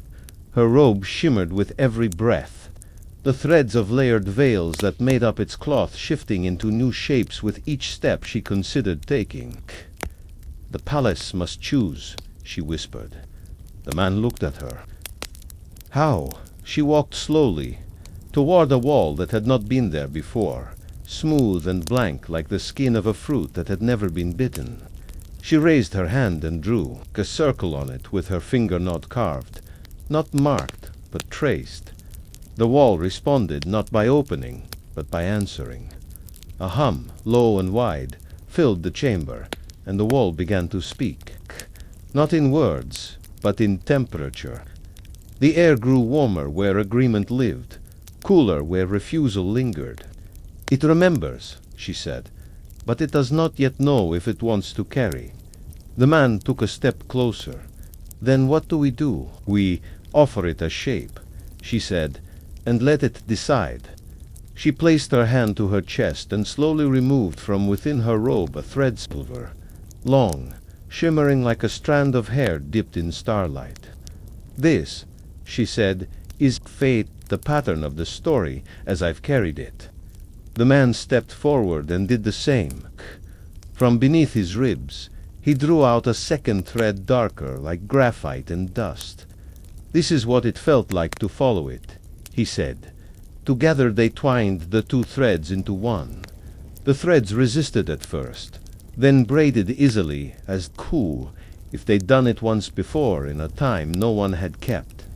She reached toward the wall and pressed the braided thread into the center of the circle she had drawn. The wall inhaled. Not literally, but the air pulled inward. The light dimmed. The echo of forgotten voices folded into one another. The palace was listening, and then it answered. The circle on the wall began to ripple outward, rings of warm and cold moving like breath across a still pool. One ring for each century the story had been buried, one ripple for each voice that had tried to tell it, only to be silenced or ignored. When the ripples stopped, a mark remained. The same spiral the woman had once walked in the garden. 100 steps, 100 gestures, one turning center. "It remembers," she said, "and it will carry it." But remembering was only the first step. The palace, now reformed as a vessel of memory, began to change again.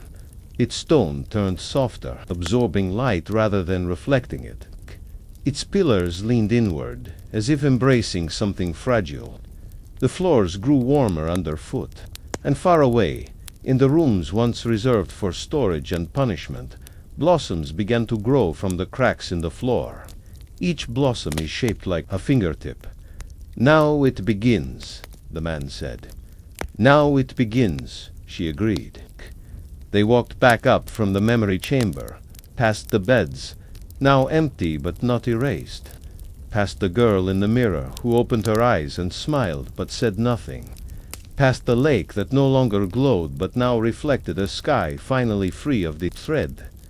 Outside, the fig tree had begun to bleed again, not red, but white, not sap, but milk, a sign of rebirth. The air in the palace courtyard smelled of something new, a mixture of ash, salt, and jasmine, the scent of endings that make space for beginnings. The woman turned to the man and said, "The story we told was never just about them. It was about the kind of silence that grows when no one is listening to pain that has no language." "And now?" he asked. She touched the center of his chest. "Now we make a place for the listening." That night she called the city inward, not with trumpets, not with fire. She simply stood at the center of the palace garden, veil removed, robe open to reveal a map inked into her skin, the lines of the spiral, the shapes of the 100 gestures, the sigils of the beds they'd lain in. People came not in masses, but in pulses, small groups, pairs, solitary wanderers. No one announced themselves. They simply arrived. Each was offered a thread, sometimes a memory, sometimes a wound, sometimes just a color. And each thread was placed into the soil of the garden, one by one, until the ground was no longer earth, but fabric. A new story is being woven. She did not lead them. She watched. She did not name it. She allowed it. Over the days, the palace shifted again. It became not a fortress, but a cradle. Not a monument, but a witness. The doors no longer lock. The mirrors no longer lied. The fig tree bore its 5th fruit, gold, light, unbruised. And the man, he became the first to walk the spiral, again not as ritual, not as echo, but as guide, with each step. He told a version of the story. To some he whispered it, to others he sang, and some simply listened to his footsteps and wept. At the spiral's center he paused, placed his palm on the soil, and said, "They died, yes, but not all at once, and not all in vain." The palace shivered gently. The stars rearranged themselves, and the echo of that sentence, "not all in vain," became the first truth.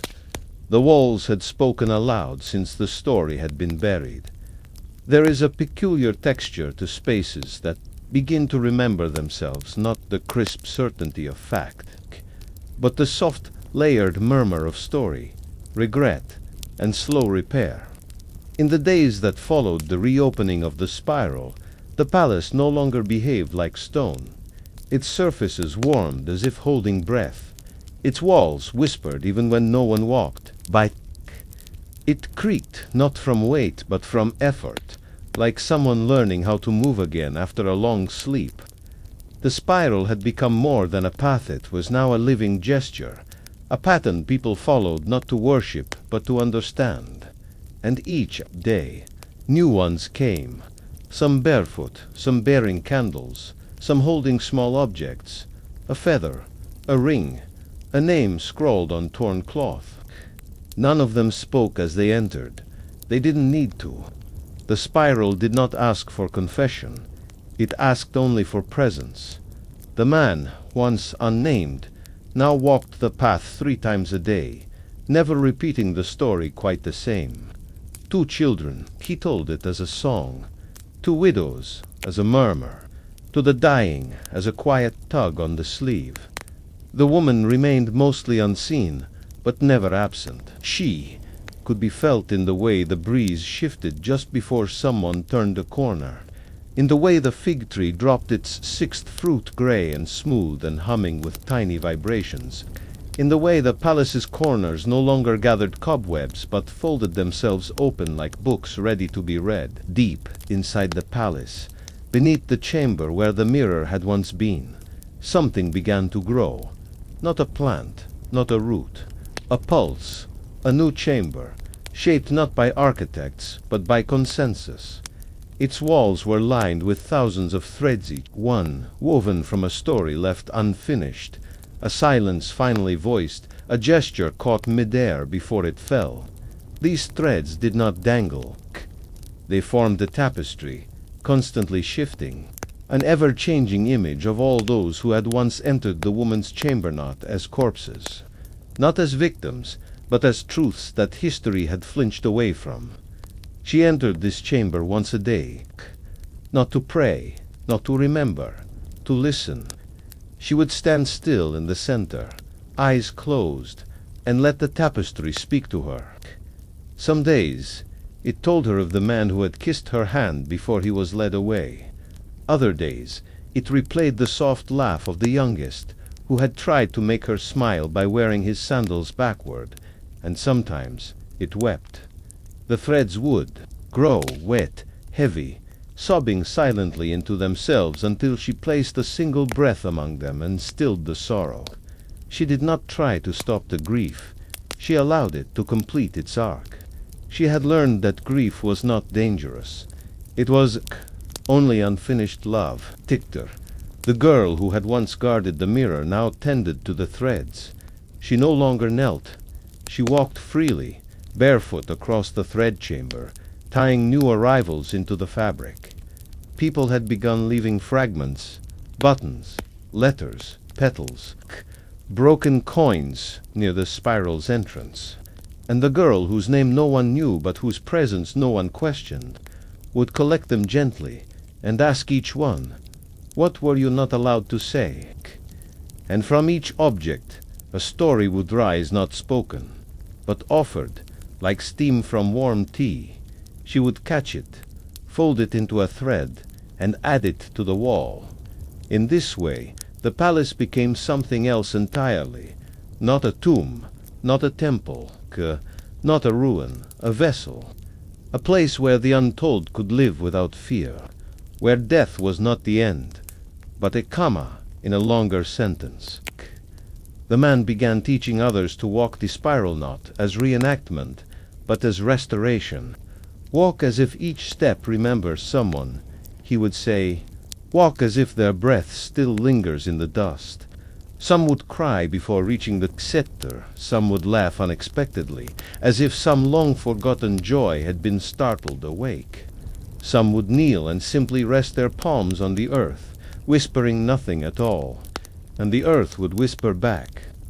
The woman, meanwhile, began writing again, not with ink, but with gesture. She would move through the gardens and let her fingers draw sigils in the air. These sigils would hang there, briefly, glowing, then drift downward and rest on the soil, where tiny flowers would grow in their place. Each flower is a sentence. Each bloom is a chapter. Eventually, someone began reading the flowers aloud. They formed no clear narrative, just pieces. "Here," one petal said. "He closed his eyes before I touched him." Another said, "I thought I would die afraid, but I didn't." Another, "We were more than a number." And one, perhaps the most important, simply read, "Thank you for asking, K." These words, simple as they were, began to shift something in the city. People no longer flinched at shadows. They began to sleep more deeply. They sang to their children again. They planted fig trees of their own. And they listened, really listened, when someone spoke of pain. The palace, once a closed wound, had become a soft, open mouth, breathing not fire but truth. And in its breath, the story of that night of Kiki, the woman, the 100, the man who returned, was no longer told in whispers. It was sung, embroidered, danced, painted onto skin, carved into wood, and poured into jars of oil, not as a warning, as a reminder, because forgetting had never protected them. Only listening ever did. But the final breath of the palace secret it has never dared speak aloud, not even now still rests beneath one last veil, and in the next part we will quietly approach it. Together there is always one breath that remains unspoken, held somewhere deep in the body of us. because it was forgotten, but because everything else needed to be said first. In the palace that had now learned to listen, to unfurl, to carry memory like a woven thread of breath and blood, that final breath remained. Sealed beneath the oldest floor, behind the final veil. Not even the woman had approached it yet. Not the man, not the girl, not the weavers of thread or the ones who walked the spiral with heavy, sacred footsteps. It was not guarded by fear. It was not sealed by shame. It was simply waiting for readiness, for quiet, for a moment in time when silence would no longer be mistaken for denial, but understood as preparation. That moment arrived when the fig tree bore its seventh fruit. It was unlike the others, not soft, not bruised, not golden or gray. It was clear, perfectly translucent. When held up to the light, it showed nothing, but when set against the skin, it vibrated subtly, deeply, like a heartbeat from a previous life. The girl found it first. She did not pluck it. She sat beneath it and waited. The fruit fell without sound and landed in her lap. She carried it not in her hands, but pressed against her chest, tucked into the place between breath and memory, and walked to the woman, who stood by the lake's edge, her robes now nearly colorless from years of absorbing the hues of every memory spoken aloud. The girl said nothing. She offered the fruit. The woman nodded. And together they walked not to the spiral, not to the mirror, not to the tapestry chamber, but to the floor no one had touched in centuries. Beneath the throne room, beneath even the beds, there was a passage carved not by architects, but by the pressure of remembering. It was low, narrow, lined with stone veins that pulsed faintly with forgotten language.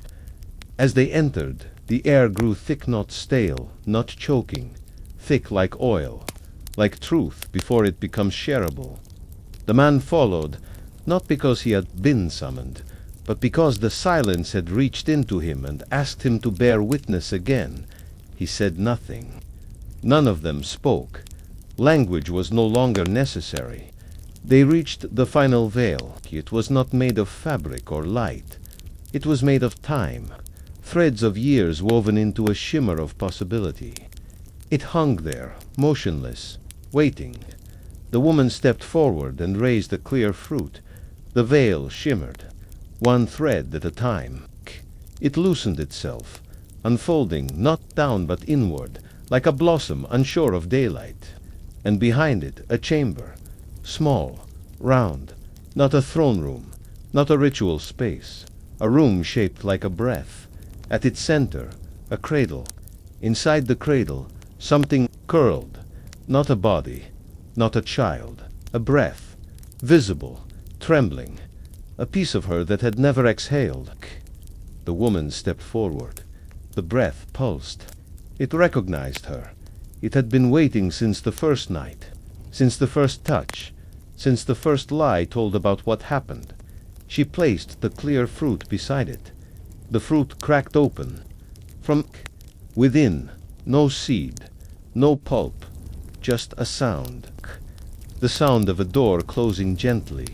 A sound so soft it could have been mistaken for acceptance. And the breath lifted. Slowly, it floated toward her chest and entered. She inhaled, once, and changed. Not visibly, not dramatically, but completely. Her spine straightened. Her voice returned not to speak, but to hum. A low note that matched the key the palace had been vibrating in all along. The man watched, knowing now what she had become. Not queen, not a vessel, not a guardian. She had become the one who finishes what others abandon. She had become the end of silence.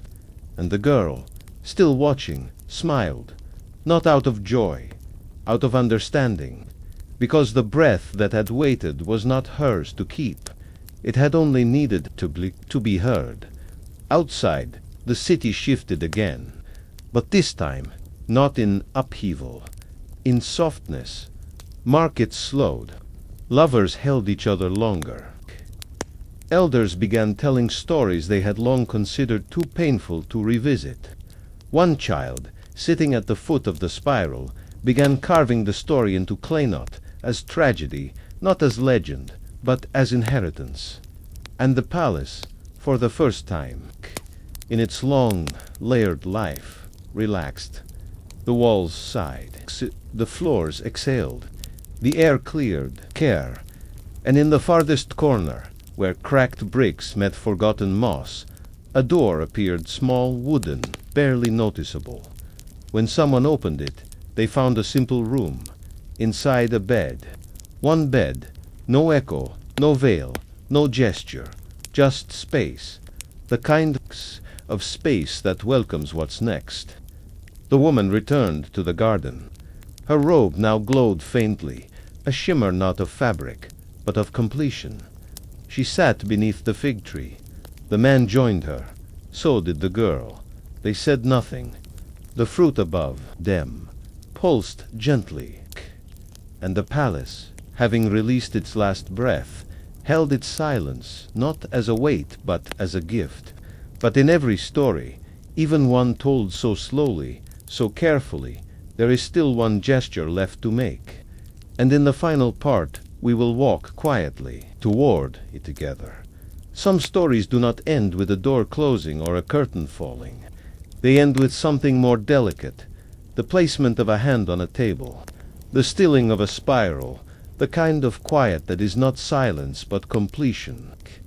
In the palace that had once held death like a crown and memory like a weapon, the final breath had already been released. The woman, the man, and the girl sat beneath the fig tree whose roots now touched every room, every echo, every gesture ever offered beneath its branches. Around them, the garden had shifted not in grandeur but in texture. The leaves no longer rustled. They listened. The soil no longer swallowed seeds, it remembered them. The fruit above no longer fell, they waited to be chosen. And beneath that tree, the final movement of the story began, not with drama or revelation, but with rest. The woman leaned back, her robe still shimmering with the softened color of hundreds of remembered threads. She closed her eyes, not to sleep, but to listen from deeper within. The man, his eyes now lined with quiet certainty, reached forward and drew a spiral in the dirt. Not large, not symbolic, just a finger curling through soft earth, one loop at a time.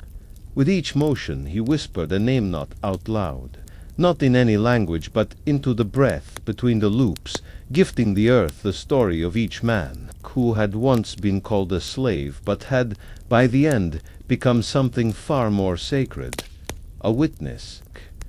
The girl, now barefoot, stood and began gathering the petals that had fallen from the story flowers that had bloomed along the edge of the spiral. Each petal was a sentence. Each one was fragile, inked with invisible ink that only the skin could read. She did not preserve them. She scattered them across stone, across wind, across cups of water left at doorways by those who came to listen but did not yet know how. She knew now that the story did not need to be told in full. It only needed to be available, reachable, held by the place that had once failed to hold it. And that place was no longer the palace. It was the world. Over the next few days, nothing and everything changed. The lake, once the center of transformation, dried not to absence, but to clarity. Its bottom was not mud, but a mirror that no longer reflected what was there, but gently reminded people of what had once tried to hide. In the chamber, girt of threads, the girl tied a final knot, just one, in the center of the tapestry. A knot that did not lock, but pulsed slightly, like a heartbeat stitched into fabric. In above the spiral, the air shimmered once at dawn and then stilled forever. The palace's heartbeat slowed, not to sleep, to rest, to peace. And the people, the city, the strangers who came barefoot and dreaming, they, too, shifted. began to greet one another, not with questions or titles, but with a hand placed lightly over the center of the center gesture the 100 had once made, without knowing why. The story had entered them not as fable, not as warning, but as shape. A spiral they could feel in their breathing, a thread they carried in their pockets, tucked into their bones. Keyhole, the woman, now older than the palace itself, but no less steady, stepped one final time into the throne room. There was no throne, no mirror, just the light. She placed her palm on the floor, once where the pit had been, and whispered her name, Cuckoo, not the one given to her by history, or legend, or fear. Her true name. The first slave had nearly spoken before he died, and with that, the floor beneath her glowed once, as if bowing in return. She did not vanish. She did not die. She simply became still. So still that time no longer tracked her. She moved into the shape of the spiral, into the hum of the walls, into the echo of the gardens, into the roots of the fig tree that now bore a final fruit small, translucent, wrapped in gold thread. The girl found it, held it gently, and placed Kit on a stone at the center of the spiral. She did not guard it. She did not name it. She simply let it be.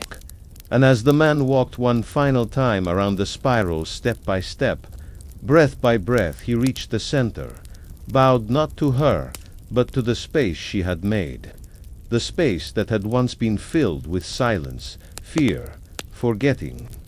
Now it was filled with a story, gentle, hard, unfinished, but no longer alone. That night, the stars above aligned themselves into a shape no one had seen before. A spiral wrapped around a hand, a symbol now carved into doors, whispered in dreams, etched into teacups. A reminder that sometimes, when a woman sleeps with 100 men and none return, it is not a tragedy. It is a key, a mirror, a door, a seed.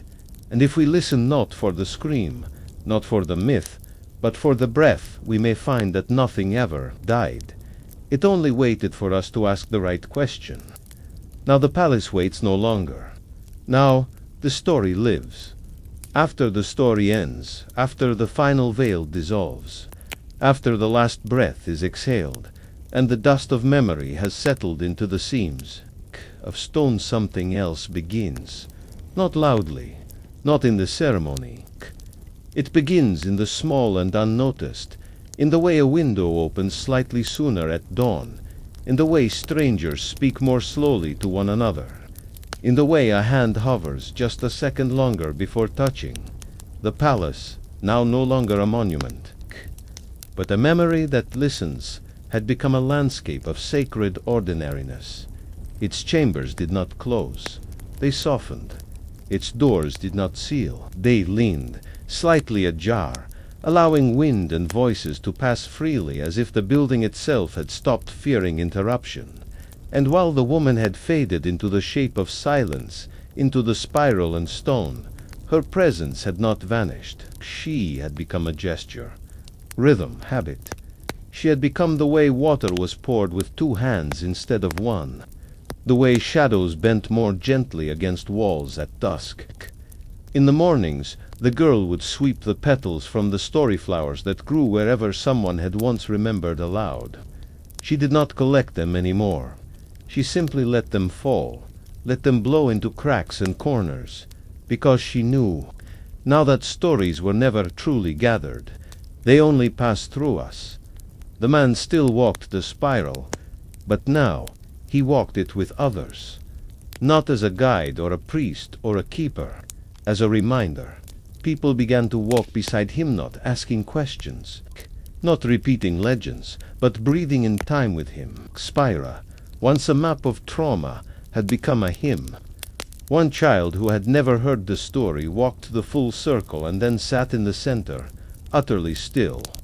When asked why, she only said, "Because I'm the comma." No one corrected her. She was right. The story had ended, yes, but it had not concluded. Across the city, fig trees began to appear in courtyards, at intersections, beside wells.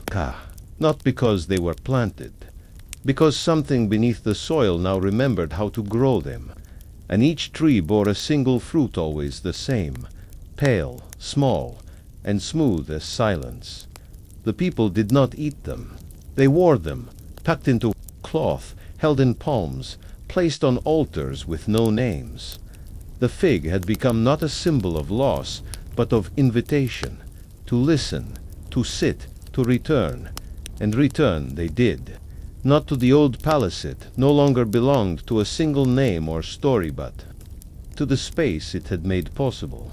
The fig tree garden became a place where no one asked who you had been, only what you were still carrying. And when someone answered, even with a sigh or a tear or a story, the petals would bloom, and someone would always listen. One morning, the mirror girl stood in the thread chamber, now golden with dust, and asked aloud, "Who carries her now?" The threads vibrated but gave no name, not out of secrecy, out of reverence, because she no longer lived inside any single person. She had become an atmosphere, a pressure, a warmth, a rhythm felt beneath the ribs. She lived in pauses, in the held breath before someone dares to tell the truth, in the quiet held between two people who finally understand each other.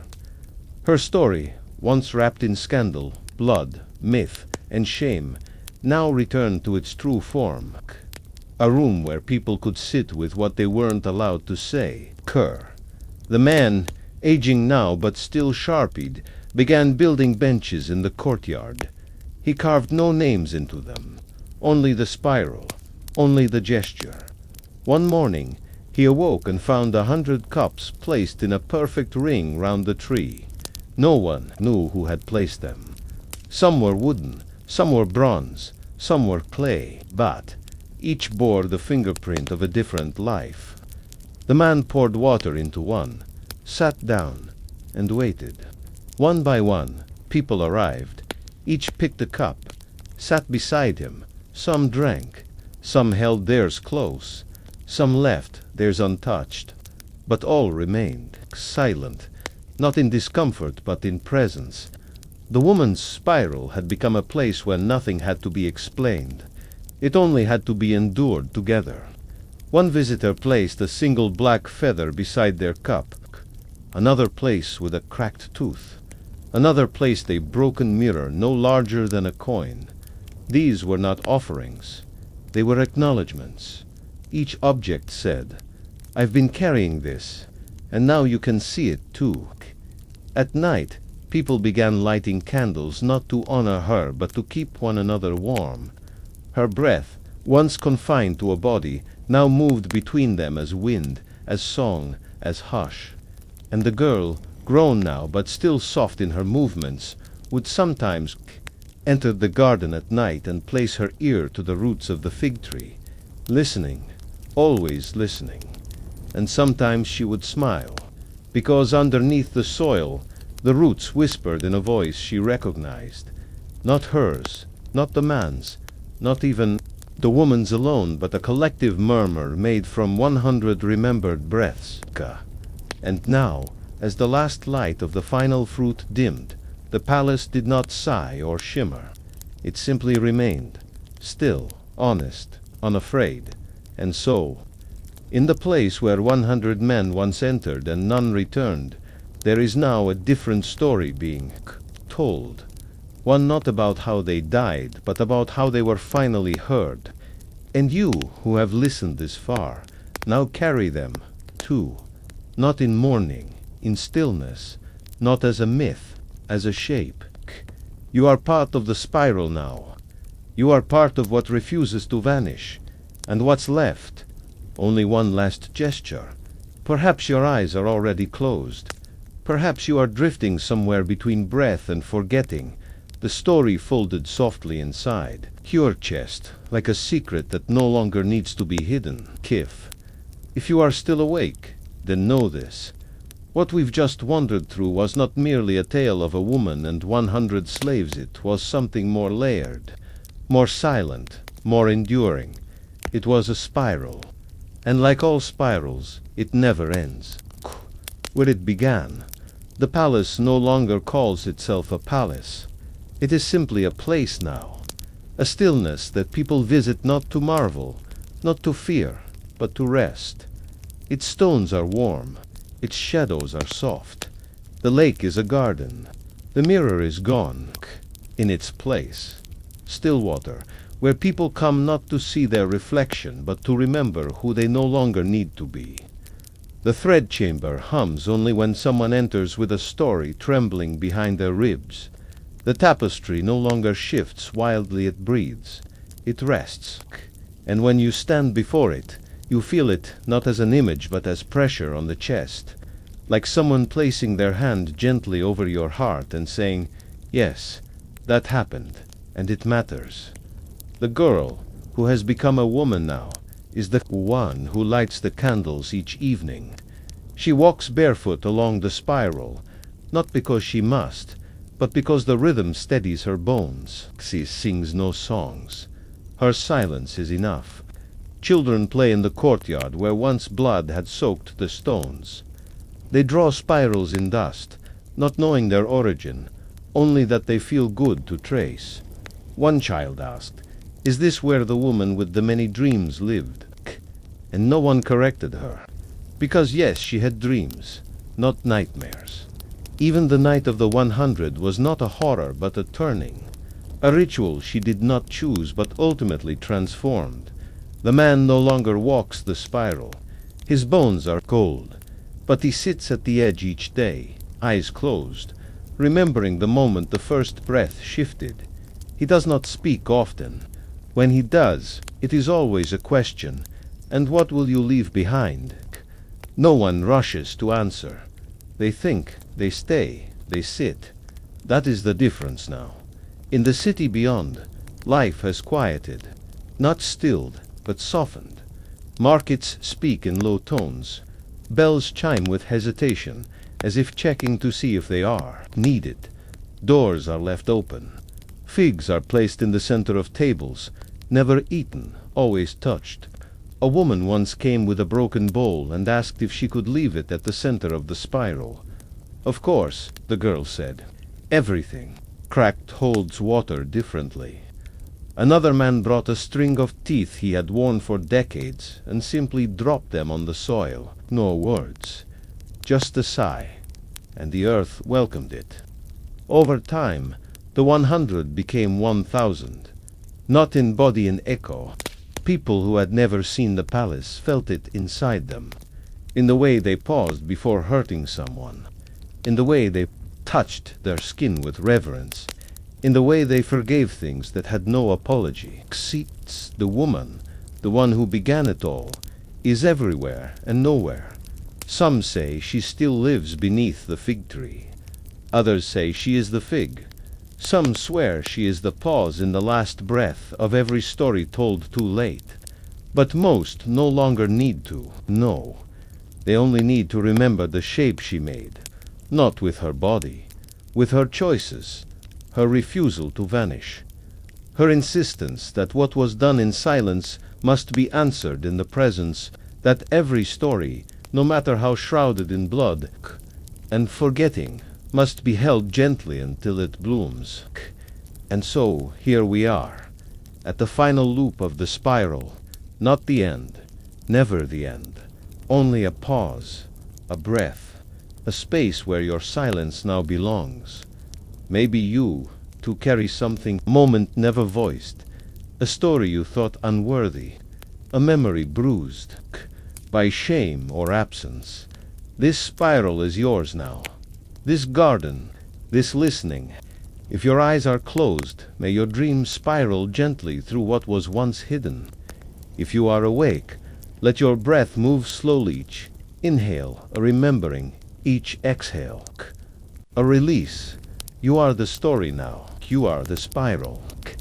And if one day someone places a hand on your shoulder, not to ask, but to simply share the stillness, you will know the story continues.